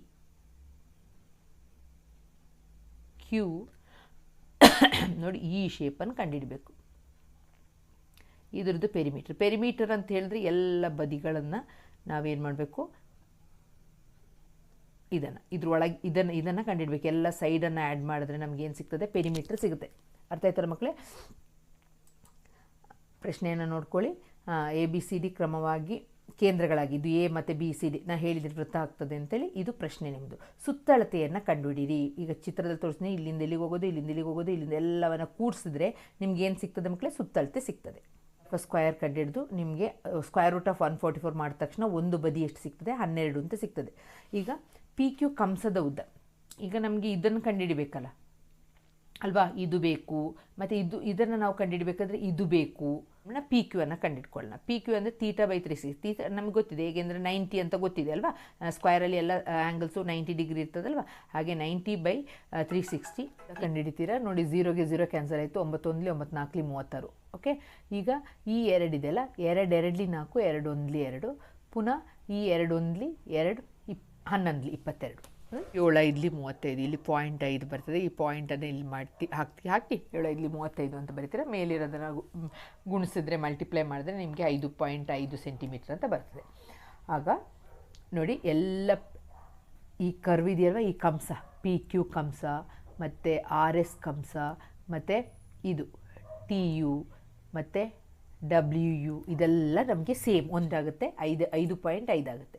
ಈಗ ನಮಗೆ ಈ ಸಣ್ಣ ಈ ಜಾಗ ಬೇಕು ನೋಡಿ, ಇದು ಬೇಕಲ್ಲ, PW ಬೇಕು, ಮತ್ತು ಈ QR ಬೇಕು, ಇದು ಬೇಕು. ನಮಗೆ ಇದ್ರದ್ದು ರೇಡಿಯಸ್ ಎಷ್ಟು ಅಂತ ಗೊತ್ತಾಯ್ತು. ಈಗ ತಾನೇ ಕಂಡಿಡಿದ್ವಿ ಎಷ್ಟು ಅಂತ ಗೊತ್ತಾಯಿತು ನಮಗೆ. ಇದ್ರದ್ದು ರೇಡಿಯಸ್ಸು ಪ್ರಶ್ನೆಯಲ್ಲೇ ಕೊಟ್ಟಿದ್ದಾರೆ. ಎಷ್ಟಂತ? 3.5 ಅಂತ ಕೊಟ್ಟಿದ್ದಾರೆ. ಆಗ ಇಲ್ಲಿಂದ ಇಲ್ಲಿ ತನಕ, ಇದು ಸರ್ಕಲ್ ಅಂತ ಹೇಳಿದ್ರೆ ಇಲ್ಲಿಂದ ಇಲ್ಲಿ ತನಕ 3.5 ತಾನೆ. ಆಗ ಇದು ಸರ್ಕಲ್ ಅಂತ ಹೇಳಿದ್ರೆ ಇಲ್ಲಿಂದ ಇಲ್ಲಿ ತನಕ ಎಷ್ಟಾಗುತ್ತೆ? 3.5 ತಾನೆ. ಈಗ ಇದನ್ನು ಮಾತ್ರ ಕಂಡುಹಿಡಬೇಕು. ಟೋಟಲ್ ಲೆಂತ್ ನಮ್ಗೆ ಗೊತ್ತಿದೆ, ಎಷ್ಟಿದೆ? ಅದು 12 ಅಂತ ನಮಗೆ ನಾವು ಕಂಡುಹಿಡಿದಿದ್ದೀವಿ ಇಲ್ಲಿ ಅಲ್ವಾ. ಆಗ ಈ 12ರಿಂದ ಈ 3.5 ಮಾಡಿದ್ರೆ ಈ ಸ್ಮಾಲ್ ಜಾಗ ಸಿಗ್ತದಲ್ವ, ಈ ಸಣ್ಣ ಜಾಗ, ಇಲ್ಲೂ ಅಷ್ಟೇ. ಇದು ಫುಲ್ 3. ಇದು ಎಷ್ಟಾಗುತ್ತೆ? 12 ಆಗುತ್ತೆ.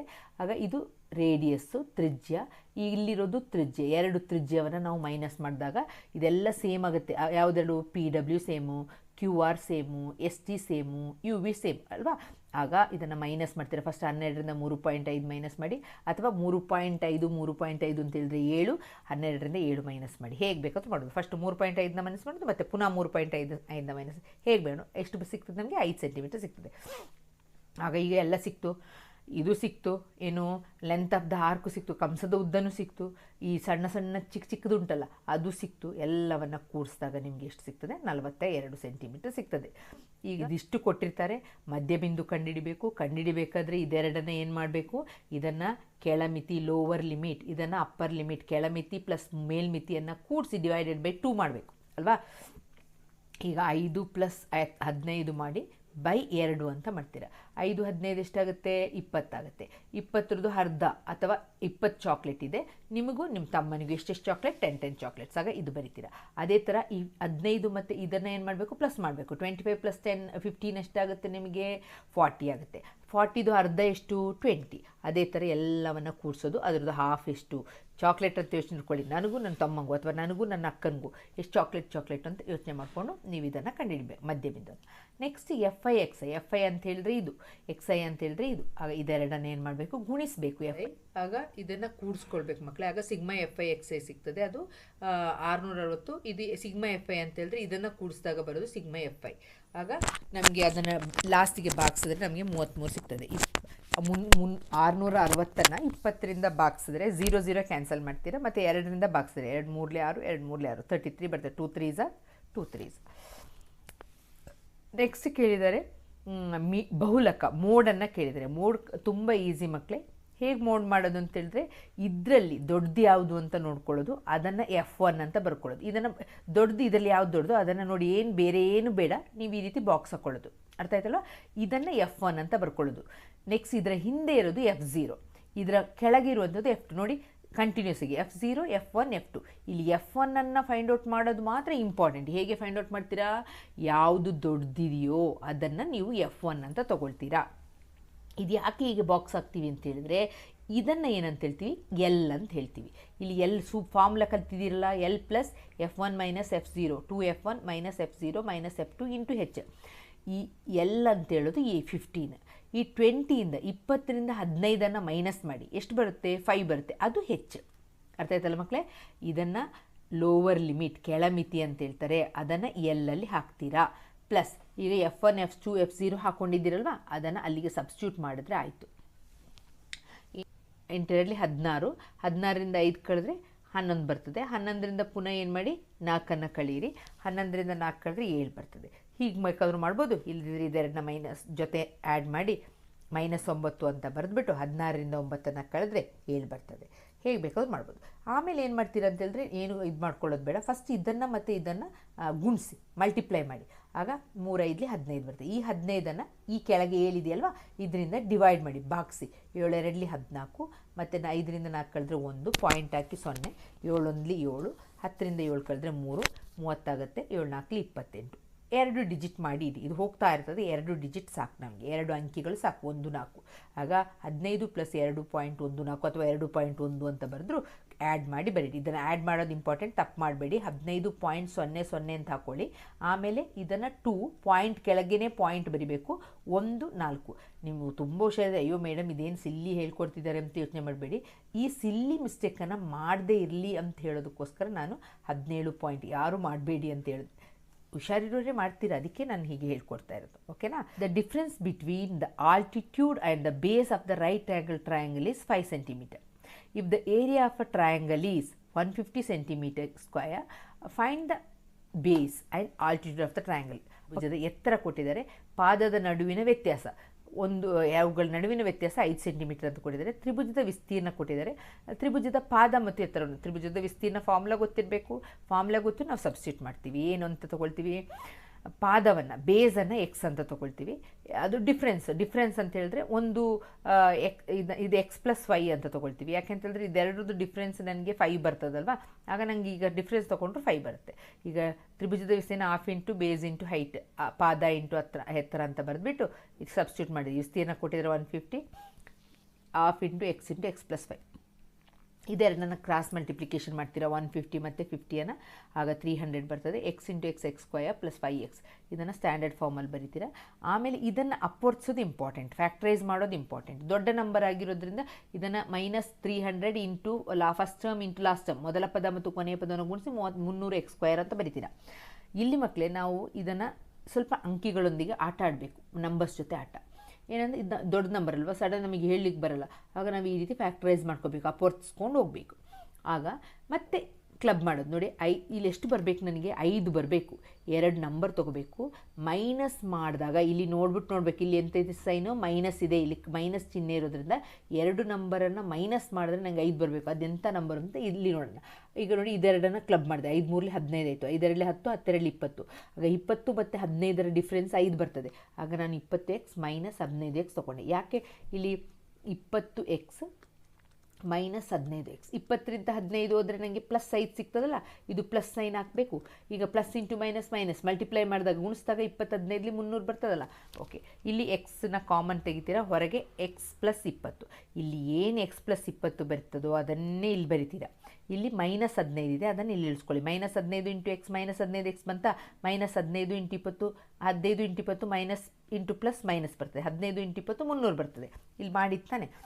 ಆಗ ಬ್ರ್ಯಾಕೆಟಲ್ಲಿರೋದು ಇದನ್ನು ನಾವು ಒಂದು ಸಲ ಬರಿತೀವಿ. ಬ್ರ್ಯಾಕೆಟಿಂದ ಹೊರಗಿರುವ x - 5 ಒಂದು ಸಲ ಬರಿತೀವಿ. ಆಗ x +20 ಆಚೆ ಹೋಗ -20, x -15 + 15 . ಆಗ ಒಂದನ್ನು ಬೇಸನ್ನು 15 ಅಂತ ತೊಗೊಳ್ತೀವಿ, ಎತ್ತರವನ್ನು ಆಲ್ಟಿಟ್ಯೂಡನ್ನು 15 + 5 ಅಂತ ತೊಗೊಳ್ತೀವಿ. x + 5 ಅಂತ ಬರ್ತಿದ್ದೀವಲ್ವ, ಆಗ 20 ಬರ್ತದೆ. ನೆಕ್ಸ್ಟ್ ಕ್ವಶನಲ್ಲಿ ಇದನ್ನು ನೋಡಿದ ತಕ್ಷಣ ಇವ್ಯಾಲ್ಯೂಯೇಟ್ಸ್ ಉತ್ತರವನ್ನು ಕಂಡುಹಿಡಿಯಿರಿ ಅಂತ ಸೇಮ್ ಹಂಗೆ ಇರ್ತದೆ. ಪ್ರೂವ್ ದ್ಯಾಟ್ ಅಂತ ಕೊಟ್ಟಿರ್ತದೆ. ಮೌಲ್ಯೀಕರಿಸಿ, ಇವ್ಯಾಲ್ಯೂಯೇಟ್ ಅಂತ ಮೌಲ್ಯೀಕರಿಸಿ, ಸಾಧಿಸಿ ಅಂತ 2 ಕ್ವಶನ್ ಇದೆ. ಈಸಿ ಇದೆ ಮಕ್ಕಳೇ, ನೀವು ಮಾಡ್ಕೊಳ್ಳೋದ್ರಲ್ಲಿ ಇರೋದು.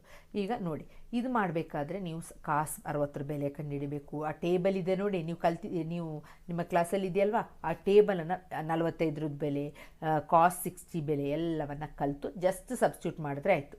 ಅರ್ಥ ಆಯ್ತಲ್ವ? ಸಬ್ಸ್ಟಿಟ್ಯೂಟ್ ಮಾಡಿದಾಗ ನಮಗೆ ಯಾವ್ದು ಕ್ಯಾನ್ಸಲ್ ಆಗುತ್ತೆ ಅದನ್ನೆಲ್ಲ ಕ್ಯಾನ್ಸಲ್ ಮಾಡೋದು. ನೋಡಿ, ಇಲ್ಲೆಲ್ಲ ಕ್ಯಾನ್ಸಲ್ ಮಾಡಿದೆ. ನೆಕ್ಸ್ಟ್ 0/4 ಬರ್ತದೆ. 0/4 ಅಂತ ಹೇಳಿದ್ರೇನು, ಇಲ್ಲಿ 2 - 2 ಅಂದರೆ 0 ಬರ್ತದೆ. 0/4 ಅಂದರೆ 0. ನೆಕ್ಸ್ಟ್ ಪ್ರೂವ್ ದ್ಯಾಟ್ ಅಂತ ಕೇಳಿದ್ದಾರೆ. ಇಲ್ಲಿ ನೋಡಿ, cos³ θ + sin³ θ / cos θ sin θ. ಇದು ಫಾರ್ಮುಲಾ ಯೋಚನೆ ಇರಬೇಕು. a³ + b³ = a + b × a² + b² - ab. ಇದನ್ನು ಅದೇ ಥರ ವಿಸ್ತರಿಸಿ ಬರೆಯೋದು. ಓಕೆ, ಎಕ್ಸ್ಪ್ಯಾಂಡ್ ಮಾಡೋದು.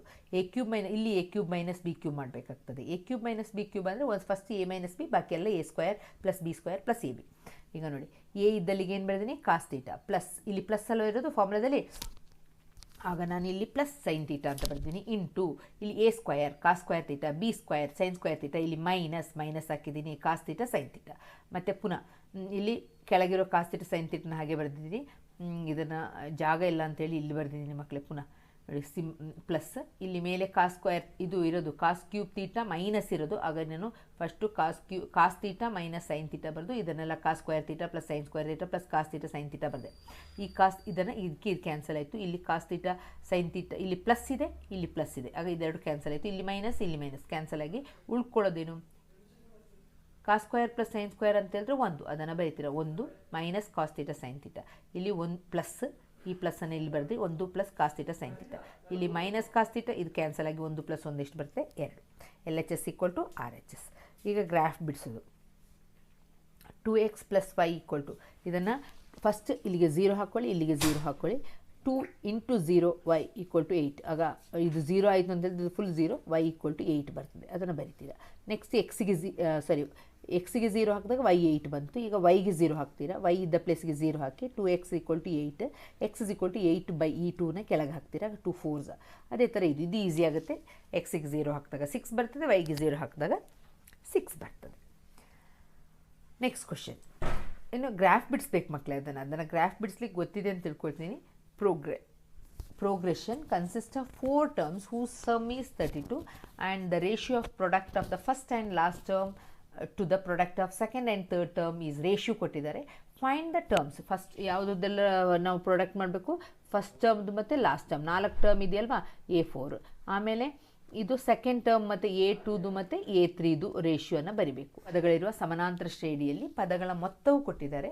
ಮೊದಲ ಮತ್ತು ಕೊನೆಯ ಪದ, ಮೊದಲ ಪದ 4 ಪದ ಅಲ್ವಾ, ಆಗ ಮೊದಲ ಪದ ಅಂದರೆ A1, 4 ಕೊನೆಯ ಪದ ಅಂತ ಹೇಳಿದ್ರೆ A4. ಇಲ್ಲಿ 2 ಮತ್ತು 3ನೇ ಪದದ ಅನುಪಾತ ಹೀಗೆ ಕೊಟ್ಟಿದ್ದಾರೆ. ಶ್ರೇಣಿಯನ್ನು ಕಂಡುಹಿಡಿಬೇಕು.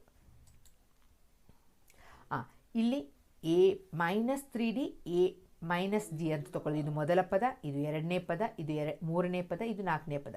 ಯಾಕೆ A - 2D ತಗೋಬಾರ್ದು ಅಂತ ಹೇಳಿದ್ರೆ, A - 2D ತಗೊಂಡ್ರೆ ನಮಗೆ ಡಿಫ್ರೆನ್ಸ್ ಸೇಮ್ ಬರಬೇಕು ಮಕ್ಕಳು. ಏನು common difference D ಉಂಟಲ್ವ, D same ಬರಬೇಕು. ಇಲ್ಲಿ D ಸೇಮ್ ಬರ್ತದೆ. 2D -2D ಅಂತ ತಗೊಂಡ್ರೆ ನಮಗೆ ಸೇಮ್ ಬರಲ್ಲ. ಆಗ ಅದು ಏನಾಗಲ್ಲ, ಅದು ಏನು ಸಮಾಂತರ ಶ್ರೇಣಿಯಲ್ಲಿ ಇಲ್ಲ, AP-ಯಲ್ಲಿ ಇಲ್ಲ ಆಗುತ್ತೆ. ಅದಕ್ಕೆ ಈ ರೀತಿ ಇದೇ ತೊಗೊಳ್ಬೇಕು. A - 4 ಪದ ಅಂತ ಕೇಳಿದಾಗ A - 3Dಯಿಂದನೇ ತೊಗೋಬೇಕು. A - 3D, A - 2D ಬೇಡ, A - D, A + D. ಅರ್ಥ ಆಯ್ತಲ್ವಾ? ಈಗ ಇದನ್ನು ನೋಡಿ, -3D + 3D ಕ್ಯಾನ್ಸಲ್ ಆಗುತ್ತೆ, -D + D ಕ್ಯಾನ್ಸಲ್ ಆಗುತ್ತೆ. ಇಲ್ಲಿ ಉಳ್ಕೊಳ್ಳೋದು 4A. ಅದನ್ನು ಆ್ಯಡ್ ಮಾಡಿದಾಗ 4A = 32, 32/4 8 ಆಗುತ್ತೆ. A ಬೆಲೆ ಇಲ್ಲಿಗೆ ಸಿಕ್ತು. ನೆಕ್ಸ್ಟ್ ನಾವು ಏನು ಕೇಳಿದ್ರೆ, ಮೊದಲ ಪದ ಮತ್ತು 4ನೇ ಪದ. ಆಗ ಮೊದಲ ಪದ ಯಾವುದು, ಇದು A1, ಓಕೆ, ಇದು A2, ಇದು A3, ಇದು A4. ಮೊದಲ ಪದ ಮತ್ತು 4ನೇ ಪದ ಅಂದರೆ A - 3D A + 3D ಬರಿತೀರಾ. ಮತ್ತು 2ನೇ ಪದ ಮತ್ತು ಇದು ಅಂತ ಹೇಳೋದಕ್ಕೆ A - D A + D = ratio ಕೊಟ್ಟಿದ್ದಾರೆ ಅವರು ಅಲ್ವಾ, ಅದನ್ನು ಬರಿತೀರಾ.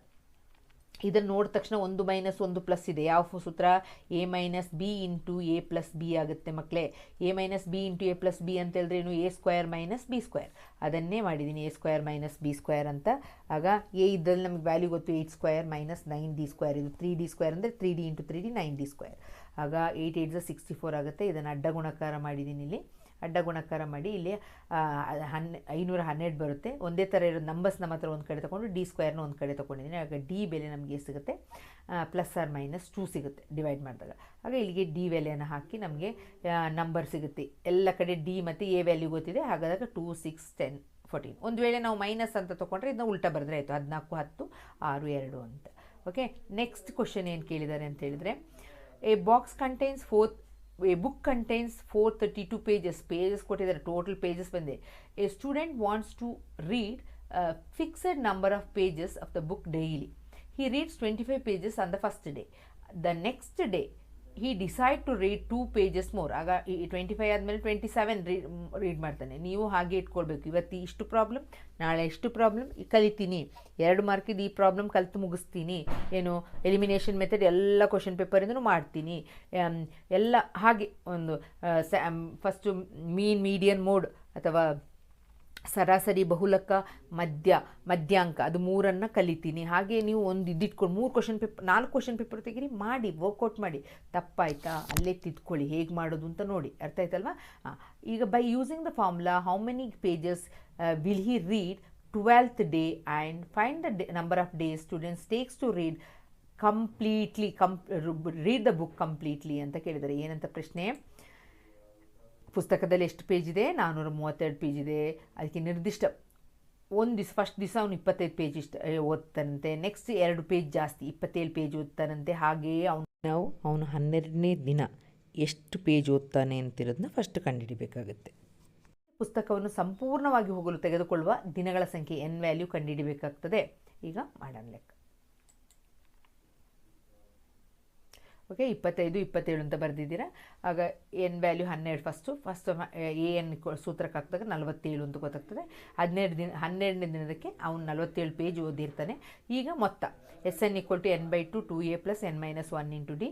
ಆಗ 432 ಪೇಜ್ ಟೋಟಲ್ ಇರೋದು 432. ಕ್ಲಾಸ್ ಮಲ್ಟಿಪ್ಲಿಕೇಶನ್ ಮಾಡಿ 864 n ಇಂಟು ಇಲ್ಲಿ ಯಾವ ವ್ಯಾಲ್ಯೂ ಗೊತ್ತಿದೆ, ಎ ವ್ಯಾಲ್ಯೂ ಗೊತ್ತಿದೆ, ಎ ವ್ಯಾಲ್ಯೂನ ಸಬ್ಸ್ಟಿಟ್ಯೂಟ್ ಮಾಡಿ, ಡಿ ವ್ಯಾಲ್ಯೂ ಗೊತ್ತಿದೆ, ಡಿ ಅನ್ನು ಹಾಕಿ ಮಾಡಿದಾಗ ನಮಗೆ ಇದು ಈ ರೀತಿಯ ಬರ್ತದೆ, ಈಕ್ವೇಷನ್ ಬರ್ತದೆ. ಈಗ ನಾವು ಇದನ್ನು ಸಿಂಪ್ಲಿಫೈ ಮಾಡಿ n² + 24n - 432 ಆಗುತ್ತೆ. ಇದು ಅಷ್ಟೇ, ನಂಬರ್ಲಿ ಆಟ ಆಡ್ಕೊಳ್ತೀರಿ ನೋಡಿ. ಇದನ್ನು ಇಷ್ಟನ್ನು ಕ್ಲಬ್ ಮಾಡ್ತೀನಿ. ನೆಕ್ಸ್ಟ್ ಇದು 3 ಮತ್ತು 2 ಮತ್ತು 2 ಮಾಡಿ ನಮಗೆ ಏನು ಬೇಕು ಡಿಫ್ರೆನ್ಸ್ ಬೇಕು, ಮೈನಸ್ ಮಾಡಬೇಕು. ಇಲ್ಲಿ ಕೊಟ್ಟಿದ್ದಾರೆ ಮೈನಸ್ ಅಂತ ಕೊಟ್ಟ ತಕ್ಷಣ ಇದನ್ನು ಮೈನಸ್ ಮಾಡಬೇಕು ಅಂತ ಗೊತ್ತಾಗಬೇಕು. ನೆಕ್ಸ್ಟ್ ಗೊತ್ತಲ್ಲ, first term into last term ಅದನ್ನೇ ಮಾಡಿದ್ದೀನಿ. 36 ಮತ್ತು 12ನ ತೊಗೊಂಡಿದ್ದೀನಿ. 36 ಮತ್ತು 12ನ ತೊಗೊಂಡಾಗ ಒಂದನ್ನು n + 36, ಇನ್ನೊಂದು -12 ತೊಗೊಂಡಾಗ n ವ್ಯಾಲ್ಯೂ -36 ಬರುತ್ತೆ. n = +36, -12 ಇದು +12 ಆಗುತ್ತೆ. ಆಗ ನಾವು ಯಾವುದನ್ನು ಕನ್ಸಿಡರ್ ಮಾಡಬೇಕು? ಮೈನಸನ್ನು ಕನ್ಸಿಡರ್ ಮಾಡಬೇಕಾ? ಅಲ್ಲ, ಪ್ಲಸ್ಸನ್ನು ಕನ್ಸಿಡರ್ ಮಾಡಬೇಕು. ಆಗ number of days read to complete ಅಂತ ಹೇಳಿದ್ರೆ 12 ಡೇಸ್. ಅರ್ಥ ಆಯ್ತಾ? ಕೇಳಿದ್ದಾರೆ ಅವರು ಇದು ಥಿಯರಮ್ ಎ ಕ್ರೈಟೀರಿಯಾ ಕೋನ ನಿರ್ಧಾರ ಪ್ರಮೇಯ ಮತ್ತು ಬಾಹು ಕೋನ SS ಪ್ರಮೇಯ ಕೇಳಿದ್ದಾರೆ. ಅದನ್ನು ನೀವು ಟೆಕ್ಸ್ಟ್ ಬುಕ್ಕಿಂದ ನಿಮಗೆ ಈಸಿಯಾಗಿ ಬರೆಸಿರ್ತಾರೆ, ಅದನ್ನು ನೋಡಿಕೊಂಡು ಕಲೀರಿ. ಓಕೆನಾ? ನೆಕ್ಸ್ಟ್ ಕ್ವಶನ್ 37ನೇ question.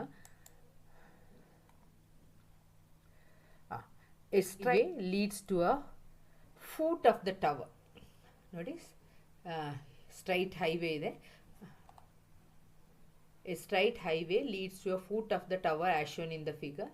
A person standing at the top of the tower observes a car at the point C with an angle of depression 60 degree which is moving away from the foot of the tower ಅಂತ ಕೊಟ್ಟಿದ್ದಾರೆ with uniform speed. ಇದು tower, ಇಲ್ಲಿಂದ car ಹೋಗ್ತಾ ಇದೆ foot of the ಟವರಿಂದ. ಇಲ್ಲಿಗೆ reach ಆದಾಗ ಒಂದು ಮನುಷ್ಯ ಇಲ್ಲಿ ನಿಂತು ನೋಡೋತ್ತಿಗೆ ಏನಾಗುತ್ತೆ, ಆ್ಯಂಗಲ್ ಆಫ್ ಡಿಪ್ರೆಷನ್ 60 ಡಿಗ್ರಿ ಆಗುತ್ತೆ. ನೋಡಿ ಮಕ್ಕಳೇ, ಇದನ್ನು ನಾವು ಹೀಗೆ ತಗೊಂಡ್ರೆ ಲೈನ್ಸ್ ಅಂತ ಹೇಳಿದ್ರೆ ಹೀಗೆ ತಗೊಂಡು ಹೋದಾಗ ಇದೇನಾಗುತ್ತೆ ಆ್ಯಂಗಲ್, ಈ ಆ್ಯಂಗಲ್ ಎಷ್ಟಾಗುತ್ತೆ 60 ಡಿಗ್ರಿ ಅಲ್ವಾ? ಇದು 60 ಡಿಗ್ರಿ ಆಗೋದಕ್ಕೆ ಇದು ಸಹ ಎಷ್ಟಾಗುತ್ತೆ 60 ಡಿಗ್ರಿ. ಅದೇ ಈ ಆ್ಯಂಗಲ್ ಇದನ್ನು ತಗೊಂಡು ಹೋಗಿ ಇದು Z ಶೇಪಲ್ಲಿ ಬರುತ್ತೆ ಅಲ್ವಾ? Z ಶೇಪಲ್ಲಿ ಬಂತು ಅಂತ ಹೇಳೋದಕ್ಕೆ ಈ ಆ್ಯಂಗಲ್ ಮತ್ತು ಈ ಆ್ಯಂಗಲ್ 30 ಡಿಗ್ರಿ. ಇದು 30 ಡಿಗ್ರಿ ಆಗೋದಕ್ಕೆ ಇದು 30 ಡಿಗ್ರಿ ಆಗುತ್ತೆ. ಇದೆಷ್ಟಾಗುತ್ತೆ 60 ಡಿಗ್ರಿ ಆಗುತ್ತೆ. ಚಿತ್ರದಲ್ಲಿ ನಿಮಗೆ ಇದಿಷ್ಟು ಗೊತ್ತಾಗಬೇಕು. ಏನು ಕೇಳಿದ್ದಾರೆ ಅಂತ ಹೇಳಿದ್ರೆ find the time taken by the car. Time ಅಂತ ಕೇಳಿದ ತಕ್ಷಣ ನಮಗೆ distance divided by speed formula. Time = distance divide by speed ಮಾಡಬೇಕು. ಆಯಿತಾ? ದೂರ ಬೈ ವೇಗ ಮಾಡಿದರೆ ನಮಗೆ ಸಮಯ ಸಿಗ್ತದೆ. If the height of the tower is 30, height ಕೊಟ್ಟಿದ್ದಾರೆ, ಟವರ್ ಎಷ್ಟು ಹೈಟ್ ಎಷ್ಟು ಕೊಟ್ಟಿದ್ದಾರೆ 30 ಮೀಟರ್ ಅಂತ ಕೊಟ್ಟಿದ್ದಾರೆ. Find the distance between the top of the tower to the point B, ಇಲ್ಲಿಂದ ಟಾಪ್ ಆಫ್ ದ ಟವರಿಂದ ಇಲ್ಲಿಗಿರುವಂತಹ ಡಿಸ್ಟೆನ್ಸನ್ನು ಎ ಬಿಯನ್ನು ಕಂಡುಹಿಡಿಯಿರಿ ಅಂತ ಕೇಳಿದ್ದಾರೆ. Kannada medium question. ಗೋಪುರದ ಪಾದಕ್ಕೆ ದಾರಿಯಾಗಿದೆ. ಈಗ ಗೋಪುರದ ತುದಿಯಲ್ಲಿ ನಿಂತಿರುವ ವ್ಯಕ್ತಿ, ಇಲ್ಲಿ ನಿಂತಿರುವ ವ್ಯಕ್ತಿ, ಕಾರ್ ಎಲ್ಲಿಂದ ಬರ್ತಾ ಇದೆ, ಗೋಪುರದ ಕೆಳಗಿಂದ ಬರ್ತಾ ಇದೆ. ಏಕರೂಪ ಜವದಲ್ಲಿ ಬರುತ್ತಿರೋ ಕಾರೊಂದನ್ನು ಸಿ ಬಿಂದುವಿನಲ್ಲಿ 60 ಡಿಗ್ರಿ ಅವನತ ಕೋನ. ಆಗ ಇದು ಹೇಳ್ಕೊಟ್ಟಿದ್ದೀನಿ. ಇದು ಇಲ್ಲಿ 60 ಡಿಗ್ರಿ ಆದರೆ ಇಲ್ಲಿ ಸಹ ಎಷ್ಟಾಗುತ್ತೆ, 60 ಡಿಗ್ರಿ ಆಗುತ್ತೆ. ಇದು 30 ಡಿಗ್ರಿ ಆದರೆ ಈಗ ಝೆಡ್ ಶೇಪಲ್ಲಿ ಬರೋದ್ರಿಂದ ಇದೇನಂತ ಡಿಗ್ರಿ, 30 ಡಿಗ್ರಿ. ಅಂತಹ ಕೋನ ಪರ್ಯಾಯ ಕೋನ, ಆಲ್ಟರ್ನೇಟ್ ಆ್ಯಂಗಲ್ ಅಂತ ಹೇಳ್ತೀವಿ. ಈಗ ನಾವು ದೂರವನ್ನು ಕಂಡುಹಿಡಿಯಬೇಕು. ಗೋಪುರದ ತುದಿಯಿಂದ ಬಿ ತುದಿಗಿರುವ ದೂರವನ್ನು ಕಂಡುಹಿಡಬೇಕು ಮತ್ತು ಸಮಯ ಎಷ್ಟು ತೊಗೊಳ್ತಾರೆ ಅಂತಿರೋದನ್ನ ಕಂಡುಹಿಡಬೇಕು. ಈಗ ನಾವೇನು ಮಾಡ್ತೀವಿ, ಫಸ್ಟ್ ಎ ಡಿ ಸಿ ಟ್ರಯಾಂಗಲ್ನ ತೊಗೊಳ್ತೀವಿ. ಎ ಡಿ ಸಿ ಅಂದರೆ ಇದು ಗೊತ್ತಿದೆ ಅಲ್ವಾ. ಆಗ ನಾವು ಇದು ಟ್ಯಾನ್ 60 = AD/CD ಅಂತ ಮಾಡ್ತೀವಿ. ಆಗ CD ಸಿಗ್ತದೆ ನಮಗೆ. ಈಗ CD ಇಂಟು 3 ಅಥವಾ CD-ಯನ್ನು ಇಲ್ಲಿ ಬರೆದು √3 ಕೆಳಗೆ ಬರೀರಿ. √3 ಬಂತು ಅಂತ ಹೇಳಿದ್ರೆ ಎರಡು ನ್ಯೂಮರೇಟರ್ ಮತ್ತು ಮೇಲೆ ಮತ್ತು ಕೆಳಗೆ ಎರಡನ್ನು ಸಹ √3ಇಂದ ಮಲ್ಟಿಪ್ಲೈ ಮಾಡಿ. ಆಗ 30√3 ಹೋಲ್ ಸ್ಕ್ವೇರ್ ಆಗುತ್ತೆ. ಸ್ಕ್ವೇರ್ ರೂಟ್ ಕ್ಯಾನ್ಸಲ್ ಆಗುತ್ತೆ. 3 1 3 10, ಓಕೆನಾ. ಆಗ 10√3 ಆಗುತ್ತೆ. CD ಇದು ಎಷ್ಟು ಸಿಕ್ತು, 10√3 ಸಿಕ್ತು. ಈಗ ನೆಕ್ಸ್ಟ್ ADB ಟ್ರಯಾಂಗಲ್ನ ತೊಗೊಳ್ಳಿ. ADB ಇದೇ ಟ್ರಯಾಂಗಲ್, ಆದರೆ ಇಲ್ಲಿ ಗಂಟ ತೊಗೊಳ್ಳೋದು. ADB ಟ್ರಯಾಂಗಲ್ನ ತೊಗೊಳ್ತೀವಿ. ಆಗ ಇಲ್ಲಿ ಎಷ್ಟಾಗುತ್ತೆ, ಟ್ಯಾನ್ 30. ಟ್ಯಾನ್ 30 ಅಂತ ಹೇಳಿದ್ರೆ ನಮ್ಗೆ ಆಪೋಸಿಟ್ ಗೊತ್ತಿದೆ. ಎಷ್ಟು ಗೊತ್ತಿದೆ, 30 ಅಂತ ಗೊತ್ತಿದೆ ಅಲ್ವಾ. ಅದನ್ನೇ ಹಾಕ್ತೀರಾ. ಟ್ಯಾನ್ 60 ಬೆಲೆ ಹಾಕ್ತೀರಾ 1/√3. ಆಗ DB ಬೆಲೆ ಸಿಗ್ತದೆ ನಮಗೆ, 30√3 ಸಿಗುತ್ತೆ. BC ಕಂಡುಹಿಡಿಯೋಕೆ ಕೇಳಿದ್ದಾರೆ. ಏನಂತ ಕೇಳಿದರೆ BC ಇದು ಉದ್ದವನ್ನು ಕಂಡುಹಿಡಿಬೇಕು, ಎಷ್ಟು ಟ್ರಾವೆಲ್ ಆಗಿದೆ ಅಂತ. ಆಗ BC ಅಂತ ಹೇಳೋತ್ತಿಗೆ ನಾವೇನು ಮಾಡ್ತೀವಿ, BDಯಿಂದ ದೊಡ್ಡದ್ರಿಂದ ಮೈನಸನ್ನು ಮಾಡ್ತೀವಿ. -33√3ರಿಂದ 10 ರೂಟ್ ಮಾಡಿದ್ರೆ ನಮಗೆ 20 ರೂಟ್. ಈಗ ನಮಗೆ ಯೂನಿಫಾರ್ಮ್ ಸ್ಪೀಡ್ ಜವವನ್ನು ಕಂಡುಹಿಡಿಬೇಕು. ಆಗ ಡಿಸ್ಟೆನ್ಸ್ ಡಿವೈಡ್ ಬೈ ಟೈಮ್. ಯಾಕೆ ಅಂತ ಹೇಳಿದ್ರೆ ಫಸ್ಟೇ ಹೇಳಿದ್ದಾರೆ ಅಲ್ಲೂ, ಇಲ್ಲಿಂದ ಇಲ್ಲಿಗೆ ತಗೊಳ್ಳುವ ಟೈಮ್ ಎಷ್ಟು ಅಂತ ಕೊಡಿದ್ರೆ 6 ಸೆಕೆಂಡ್ಸ್ ಅಂತ ಹೇಳಿದ್ದಾರೆ ಅಲ್ವಾ. ಪ್ರಶ್ನೆಯಲ್ಲಿ ಸೆಕೆಂಡ್ಸ್ ಅಂತ ಇಲ್ಲಿ ಕೊಟ್ಟಿದ್ದಾರೆ ಅಲ್ವಾ. 6 ಸೆಕೆಂಡ್ಸ್ ಲೇಟರ್ ಅಂತ. ಎ ಪರ್ಸನ್ ಅಬ್ಸರ್ವ್ಸ್ ಫಸ್ಟ್ ನೋಡುವಾಗ ಕಾರ್ ಎಲ್ಲಿತ್ತು, ಕಾರ್ ಇಲ್ಲಿತ್ತು. ಓಕೆ, 6 ಸೆಕೆಂಡ್, ಇಲ್ಲಿಂದ ಇಲ್ಲಿ ಗಂಟ 6 ಸೆಕೆಂಡ್, ಇಲ್ಲಿ ಕೌಂಟ್ ಮಾಡಿಲ್ಲ ಅವರು. ಇಲ್ಲಿಂದ ಇಲ್ಲಿ ತನಕ 6 ಸೆಕೆಂಡ್ ಆಗಿದೆ ಅಂತ ಇರೋದು ಗೊತ್ತು. ಆಗ ನಾವು ಅಲ್ಲಿ ಏನು ಮಾಡಬೇಕು, ನಾವು ಅದರದ್ದು ಡಿಸ್ಟೆನ್ಸನ್ನು ಕಂಡುಹಿಡಿಬೇಕಾದ್ರೆ ನಾವೇನು ಮಾಡ್ತೀವಿ, 6 ಸೆಕೆಂಡ್ಸ್ 20√3 ಅಷ್ಟು ಡಿಸ್ಟೆನ್ಸ್ 20√3 6 ಸೆಕೆಂಡ್ಸ್ ಅಂತ ಕೊಟ್ಟಿದ್ದಾರೆ. ಆಗ ಸ್ಪೀಡ್ ಸಿಗ್ತದೆ ನಮಗೆ, ಎಷ್ಟು ಸ್ಪೀಡಲ್ಲಿ ಹೋಗ್ತಾ ಇದೆ ಗಾಡಿ ಅಂತ. ಆಗ T = D/S, ದೂರ ಬೈ ಜವ. ಇದು ನಮಗೆ ಗೊತ್ತಿರುವಂಥ ಫಾರ್ಮುಲಾ ಓಕೆ. ಈಗ ಸ್ಪೀಡ್ ಅಂತ ಹೇಳಿದ್ರೆ ದೂರ ಬೈ ಕಾಲ ಅಂದರೆ ಡಿಸ್ಟೆನ್ಸ್ ಡಿವೈಡ್ ಬೈ ಟೈಮ್ ಅಂತ ಗೊತ್ತು. ಈಗ T ಅಂತ ಕೇಳಿದ ತಕ್ಷಣ ಇದನ್ನು ಇಲ್ಲಿಗೆ ತೊಗೊಳ್ಳೋದು, ಎಸ್ಸನ್ನು ಕೆಳಗೆ ಹಾಕೋದು ಅಲ್ವಾ. ಫಾರ್ಮುಲಾ ನಮಗೆ ಅರೇಂಜ್ ಮಾಡಲಿಕ್ಕೆ ಗೊತ್ತಿದೆ. ಆಗ time taken to reach B to D, ಬಿಯಿಂದ ಡಿಗೆ ಹೋಗಲಿಕ್ಕೆ ತೆಗೆದುಕೊಂಡ ಸಮಯ ಎಷ್ಟು ಅಂತ ಹೇಳಿದ್ರೆ, ಟೋಟಲ್ ಡಿಸ್ಟೆನ್ಸ್ ಎಷ್ಟು ಅದ್ರದ್ದು BD ಅಂತ ಹೇಳಿದ್ರೆ ಇಲ್ಲಿಂದ ಇಲ್ಲಿ ತನಕ, ಇಲ್ಲಿಂದ BD ಈಗ 30√3 ಅಂತ ನಾವು ಕಂಡುಹಿಡಿದೀವಿ. DB ಅಂತ ಹೇಳಿ 30√3 ಅದನ್ನೇ ಬರಿತೀರ. 30√3 ಡಿವೈಡೆಡ್ ಬೈ ಇದು ಸ್ಪೀಡ್ ಎಷ್ಟು ಅಂತ ಕೊಡಿದ್ರೆ 10√3/3 ಅಂತ. ಇದನ್ನು ಏನು ಮಾಡ್ತೀವಿ, 30√3 ಇಂಟು ಇದನ್ನು ರೆಸಿಪ್ರೋಕಲ್ ತಲೆ ಕೆಳಗಾಗಿ ಬರಿಬೋದು. 3 ಮತ್ತು ಭಾಗಿಸು 10√3. ಈಗ √3ಗೆ √3 ಕ್ಯಾನ್ಸಲ್ ಆಯಿತು. 10 13 ಓಕೆ, 3 3 9. ಎಷ್ಟು ಸೆಕೆಂಡ್ ತೊಗೊಳ್ತದೆ, 9 ಸೆಕೆಂಡ್ ತೊಗೊಳ್ತದೆ. ನೆಕ್ಸ್ಟ್ sin 30, ಯಾಕೆಂದರೆ AB ಕಂಡುಹಿಡಿಯೋಕೆ ಕೇಳಿದ್ದಾರೆ. ಆಗ sin 30 = ಆಪೋಸಿಟ್ ಬೈ ಹೈಪೋಟೆನ್ಯೂಸ್ ಮಾಡ್ತಾರೆ, ಅಭಿಮುಖ ಬೈ ವಿಕರ್ಣ. 30 ಬೆಲೆ 1/2, ಅಡ್ಡ ಗುಣಕಾರ ಮಾಡಿ. AD ಗೊತ್ತಿದೆ 30 ಅಂತ ಹಾಕಿ. ಆಗ AB ಇಂಟು 1 AB, 30 ಮತ್ತು 2 ಮಲ್ಟಿಪ್ಲೈ ಮಾಡಿದಾಗ 60 ಮೀಟ್ರ್. ಆಗ AB ಉದ್ದ 60 ಮೀಟರ್. ಇವತ್ತು ಈಗ ಲಾಸ್ಟ್ ಕ್ವಶನ್ಗೆ ಬಂದು ಕೂತಿದ್ದೀವಿ. ಲಾಸ್ಟ್ ಕ್ವಶನ್ ಏನು ಕೊಟ್ಟಿದ್ದಾರೆ, 2 solid cones. Okay, solid cones of radii equal to the base of the radius of the cylinder and hollowed out from it as shown in the figure.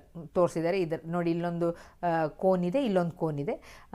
The ratio of the volumes of the cone, ಇದ್ರದ್ದು ratio ಎಷ್ಟು ಅಂತ ಕೊಟ್ಟಿದ್ದಾರೆ, ವಾಲ್ಯೂಮ್ದು 2:1.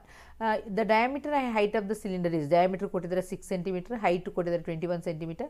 Find the height and volume of the cone, ಇದ್ರದ್ದು height ಮತ್ತು volume of the cone ಕಂಡುಹಿಡಿದು volume of remaining portion of the cylinder ಕಂಡುಹಿಡಬೇಕು. ಸಿಲಿಂಡರ್ನ ಇದನ್ನು ತೆಗೆದ ಮೇಲೆ ಉಳಿಯುವಂಥದ್ದೇನು ಅಂತ ಕಂಡುಹಿಡಬೇಕು. ಈಗ ಕನ್ನಡ ಮೀಡಿಯಮ್ ಅವ್ರದ್ದು ಕ್ವಶನಲ್ಲಿ ಕೊಟ್ಟಿದ್ದಾರೆ. ಏನಂತ ಕೊಟ್ಟಿದ್ದಾರೆ, ಇದೇ ಪ್ರಶ್ನೆ, ಕೊರೆದು ಹೊರ ತೆಗೆದಿದ್ದೀವಿ ಅಂತ. ಈಗ ಇದ್ರದ್ದು ರೇಷಿಯೋ ಕೊಟ್ಟಿದ್ದಾರೆ, ಅಂದರೆ ಅನುಪಾತ ಕೊಟ್ಟಿದ್ದಾರೆ, ಎತ್ತರಗಳು ಕೊಟ್ಟಿದ್ದಾರೆ. ನಾವೇನು ಮಾಡಬೇಕಾಗ್ತದೆ, ಫಸ್ಟು ಇದ್ರದ್ದು ಘನಫಲವನ್ನು ಕಂಡುಹಿಡಬೇಕಾಗ್ತದೆ. ಆದರೆ ಇಲ್ಲಿ ಸ್ಲ್ಯಾಂಟೈಟ್ ಕೊಟ್ಟಿಲ್ಲ, ಆಗ ಸ್ಲ್ಯಾಂಟೈಟ್ ಕಂಡುಹಿಡಬೇಕು. ಅಂದರೆ ಓರೆ ಎತ್ತರ ಕೊಟ್ಟಿಲ್ಲ, ಓರೆ ಎತ್ತರವನ್ನು ಕಂಡುಹಿಡಬೇಕು. ಆಗ ಇದನ್ನು ಬರ್ಕೊಳ್ತೀರಾ, ಸೂತ್ರ ಹಾಕ್ತೀರಾ, ಫಾರ್ಮುಲಾ ಹಾಕೋದು 1/3 πr²h 1/3 πr. ದೊಡ್ಡದಕ್ಕೆ ಹೆಚ್ ಅಂತ ಹಾಕೊಳ್ಳೋದು, ಕ್ಯಾಪಿಟಲ್ ಹೆಚ್, ಚಿಕ್ಕದಕ್ಕೆ ಸ್ಮಾಲ್ ಹೆಚ್ ಹಾಕೊಳ್ಳಿ, ಡಿಫ್ರೆನ್ಸ್ ಮಾಡಬೇಕಲ್ಲ, ಇದು ಕಾಮನ್ ಕ್ಯಾನ್ಸಲ್ ಆಗುತ್ತೆ. ಆಗ ಹೆಚ್ ಇದು ಅಡ್ಡ ಗುಣಕಾರ ಮಾಡಿದ್ರೆ 2 × h 2h = 1 ಹೆಚ್ ಆಗುತ್ತೆ. ಆಗ ಹೆಚ್ ಪ್ಲಸ್ ಹೆಚ್ ಅಂದರೆ ಟೋಟಲ್ 21 ಸೆಂಟಿಮೀಟರ್ ಅಂತ ಕೊಟ್ಟಿದ್ದಾರೆ ಮಕ್ಕಳೇ ಅವರು. ಅದನ್ನು ಬರೀತಾರೆ. ಈ ಕ್ಯಾಪಿಟಲ್ ಹೆಚ್ಚಲ್ಲಿ ಏನು ಬರೀಬೇಕು ನಾವು, ಈಗ ಕಂಡಿದ್ದೀವಿ 2h ಅಂತ, ಅದನ್ನು ಹಾಕ್ತಾರೆ. h + 2h = 21. ಆಗ 3h = 21. h = 21/3 ಮಾಡಿದಾಗ ನಮಗೆ ಎಷ್ಟು ಸಿಗ್ತದೆ, ಸ್ಮಾಲ್ h 7 ಸೆಂಟಿಮೀಟರ್ ಸಿಗ್ತದೆ. ಆ ಕ್ಯಾಪಿಟಲ್ ಹೆಚ್ ದೊಡ್ಡ ಸರ್ಕಲ್ದು ದೊಡ್ಡ ಕೋನ್ದು ಹೆಚ್ ಎಷ್ಟಾಗುತ್ತೆ, 2 × h, ಆಗ 2 7 14. ದೊಡ್ಡದ್ರದ್ದು ಹೆಚ್ ಹೈಟು 14 ಆಗುತ್ತೆ, ಚಿಕ್ಕ ಶಂಕುವಿನ ಹೈಟ್ 7 ಆಗುತ್ತೆ. ಈಗ ವಾಲ್ಯೂಮ್ ಕಂಡುಹಿಡಿಬೇಕು. ವಾಲ್ಯೂಮ್ 1/3 ಫಾರ್ಮುಲಾ ಗೊತ್ತಿದೆ, ಫಾರ್ಮುಲಾಕ್ಕೆ ಸಬ್ಸ್ಟಿಟ್ಯೂಟ್ ಮಾಡಿ 132 ಚಿಕ್ಕದ್ರದ್ದು ವಾಲ್ಯೂಮ್ ಕಂಡುಹಿಡಿರಿ. ಆಮೇಲೆ ಏನು ಮಾಡ್ತೀರಾ, ಸಿಲಿಂಡರ್ದು ಕಂಡುಹಿಡಿರಿ. ಯಾಕೆಂತ ಹೇಳಿದ್ರೆ ನಮ್ಗೆ ಮೈನಸ್ ಮಾಡಬೇಕಲ್ಲ, ಮೈನಸ್ ಮಾಡಿ ಇದೆರಡನ್ನ ತೆಗಿಬೇಕಲ್ಲ. ಆಗ ದೊಡ್ಡ ಸಿಲಿಂಡರಿನಿಂದ ದೊಡ್ಡ ಶಂಕು ಮತ್ತು ಚಿಕ್ಕ ಶಂಕು ಎರಡನ್ನೂ ಮೈನಸ್ ಮಾಡಿದಾಗ ಆನ್ಸರ್ ಉಳಿಯುವ ಭಾಗದ ಘನಫಲ ಎಷ್ಟು, ವಾಲ್ಯೂಮ್ ಲೆಫ್ಟ್ ಇದ್ದ ಸಿಲಿಂಡರ್ದು 392 ಮೈನಸ್ ಮಾಡೋದು, ಅರ್ಥ ಆಯ್ತಾ, 396 cm² ಆಗುತ್ತೆ. ನೆಕ್ಸ್ಟ್ ಇನ್ನೊಂದು ಕ್ವಶನ್ ಅದರಲ್ಲೇ ಕೇಳಿದರೆ ಏನಂತ ಹೇಳಿದರೆ, ಇದೊಂದು ರೆಕ್ಟ್ಯಾಂಗ್ಯುಲರ್ ಬ್ಲಾಕ್, ಇದರೊಳಗೆ ಒಂದು ಕೋನ್ ಇದೆ. ಈಗ ಏನು ಮಾಡಬೇಕಂತೇಳಿದ್ರೆ ಇದನ್ನು 10 ಸೆಂಟಿಮೀಟರ್ ರೇಡಿಯಸ್ 10 ಸೆಂಟಿಮೀಟರ್ ಇದನ್ನು ಏನು ಮಾಡಿದ್ದಾರೆ, ಡ್ರಿಲ್ ಮಾಡಿ ತೆಗೆದಿದ್ದಾರೆ. ಫೈಂಡ್ ದ ವಾಲ್ಯೂಮನ್ನು ಫೈಂಡ್ ಮಾಡಬೇಕಂದ್ರೆ surface area of remaining solid. Okay, ಈ ಚಿತ್ರ ಕೊಟ್ಬಿಟ್ಟು ಇದರದ್ದು ಏನು ಕಂಡುಹಿಡಿಬೇಕು, ಇದರದ್ದು ಘನಫಲ ಕಂಡುಹಿಡಿಬೇಕು, ಮತ್ತು ಒಂದು ಮೇಲ್ಮೈ ವಿಸ್ತೀರ್ಣವನ್ನು ಕಂಡುಹಿಡೀರಿ ಅಂತ ಕೊಟ್ಟಿದ್ದಾರೆ, ಎತ್ತರ ಎಲ್ಲ ಕೊಟ್ಟಿದ್ದಾರೆ. ಈಗ ನಾವು ಏನು ಮಾಡೋಣ, ಲೆಕ್ಕ ಮಾಡೋಣ. ಫಸ್ಟ್ ಘನಫಲನ ಕಂಡುಹಿಡ್ಕೊಳ್ತೀರಿ, ಯಾಕೆಂದರೆ ಆಯತ ಶೇಪಲ್ಲಿದೆ. ಘನಫಲ ಅಂತೇಳಿ ಎಲ್ಲವನ್ನು ಅಲ್ಲಿ ಲೆಂತ್ ಉದ್ದ ಅಗಲ ಎತ್ತರ ಕೊಟ್ಟಿದ್ದಾರೆ, ಎಲ್ಲವನ್ನು ಗುಣಿಸಿ ನಮಗೆ ಇಷ್ಟು ಬರ್ತದೆ. ಶಂಕುವಿನ ಘನಫಲ ಕಂಡುಹಿಡಬೇಕಾದ್ರೆ 1/3 πr² ಫಾರ್ಮುಲಾ ಹಾಕಬೇಕು. ಇದು ಆಯತದ ಘನಫಲ. ನೆಕ್ಸ್ಟ್ ಅಲ್ಲಿ ಶಂಕುವಿನ ಆಕೃತಿ ಕೆತ್ತಿ ತೆಗೆದಿದ್ದಾರಲ್ವ, ಆಗ ಇದನ್ನು ತಗೊಂಡಾಗ ಇಷ್ಟು ಬರುತ್ತೆ. ಆಗ ಏನು ಉಳಿತದೆ ಅಂತ ಹೇಳಿದ್ರೆ, ಶಂಕುವಿನಿಂದ ಇದನ್ನು ಮೈನಸ್ ಮಾಡಿದಾಗ ಇದು ಉಳಿತದೆ. ನೆಕ್ಸ್ಟ್ ಏನು ಮಾಡಬೇಕಾಗ್ತದೆ, ಮರದ ಮೇಲ್ಮೈ ವಿಸ್ತೀರ್ಣ ಸರ್ಫೇಸ್ ಏರಿಯಾ ಫೈಂಡ್ ಔಟ್ ಮಾಡಬೇಕಾಗ್ತದೆ. ಕ್ಯೂಬಾಯ್ಡ್ದು surface area plus curved surface area of a cone ಮಾಡಿ, minus cone of a circular base. ಯಾಕೆ ಅಂತ ಹೇಳಿದ್ರೆ 2 ಸಲ ಬರುತ್ತಲ್ಲ, ಒಂದು ಸಲ ಆಲ್ರೆಡಿ ನಾವು ಇಲ್ಲಿ ತೊಗೊಂಡಿರ್ತೀವಿ, ಆಮೇಲೆ ಏರಿಯಾ ಆಫ್ ಅ ಸರ್ಕ್ಯುಲರ್ ಬೇಸನ್ನು ಮೈನಸ್ ಮಾಡಿದಾಗ ನಮಗೆ ಆನ್ಸರ್ ಸಿಗುತ್ತೆ. ಇದು ಫಾರ್ಮುಲಾಕ್ಕೆ ಸಬ್ಸ್ಟಿಟ್ಯೂಟ್ ಮಾಡಿ ಸಪ್ರೇಟಾಗಿ ಮಾಡಿಕೊಂಡು ಮೈನಸ್ ಮಾಡಿ ಬರೆದ್ರೆ 3529 cm² ಆಗುತ್ತೆ. ಇಲ್ಲಿ ಒಂದು ಕಡೆ ಎಲ್ ಕಂಡುಹಿಡಬೇಕು. ಯಾಕೆ ಎಲ್ ಕೊಟ್ಟಿದ್ದಾರೆ ಅಂದರೆ ಎಲ್ ಅಂತ ಇದೆ ಅಂತ ಹೇಳಿದಾಗ ಎಲ್ ಫಾರ್ಮುಲಾ ಹಾಕಿ h² + r² ಅಂದರೆ ಹೆಚ್ ಕೊಟ್ಟಿದ್ದಾರೆ, ಆರು ಸಹ ಕೊಟ್ಟಿದ್ದಾರೆ. ಸಬ್ಸ್ಟಿಟ್ಯೂಟ್ ಮಾಡಿ ವ್ಯಾಲ್ಯೂವನ್ನು ಕಂಡುಹಿಡಿಯಿರಿ. ಇದನ್ನು ಒಂದು ಕಡೆ ಮಾಡಿದ್ದೀನಿ ಲಾಸ್ಟ್ ಕ್ಲಾಸಲ್ಲಿ, ಸೇಮ್ ಇದೇ ಬಂದೆ 12.5. 5 ಮಾರ್ಕಿಗೆ 5 ಮಾರ್ಕು ತೆಗಿಲಿಕ್ಕಿರುವಂಥ ಟ್ರೈ ಮಾಡಬೇಕು. ಓಕೆನಾ? ಥ್ಯಾಂಕ್ ಯು ಫಾರ್ ವಾಚಿಂಗ್ ಮಕ್ಕಳೇ. ಚೆನ್ನಾಗಿ ಕಲೀರಿ.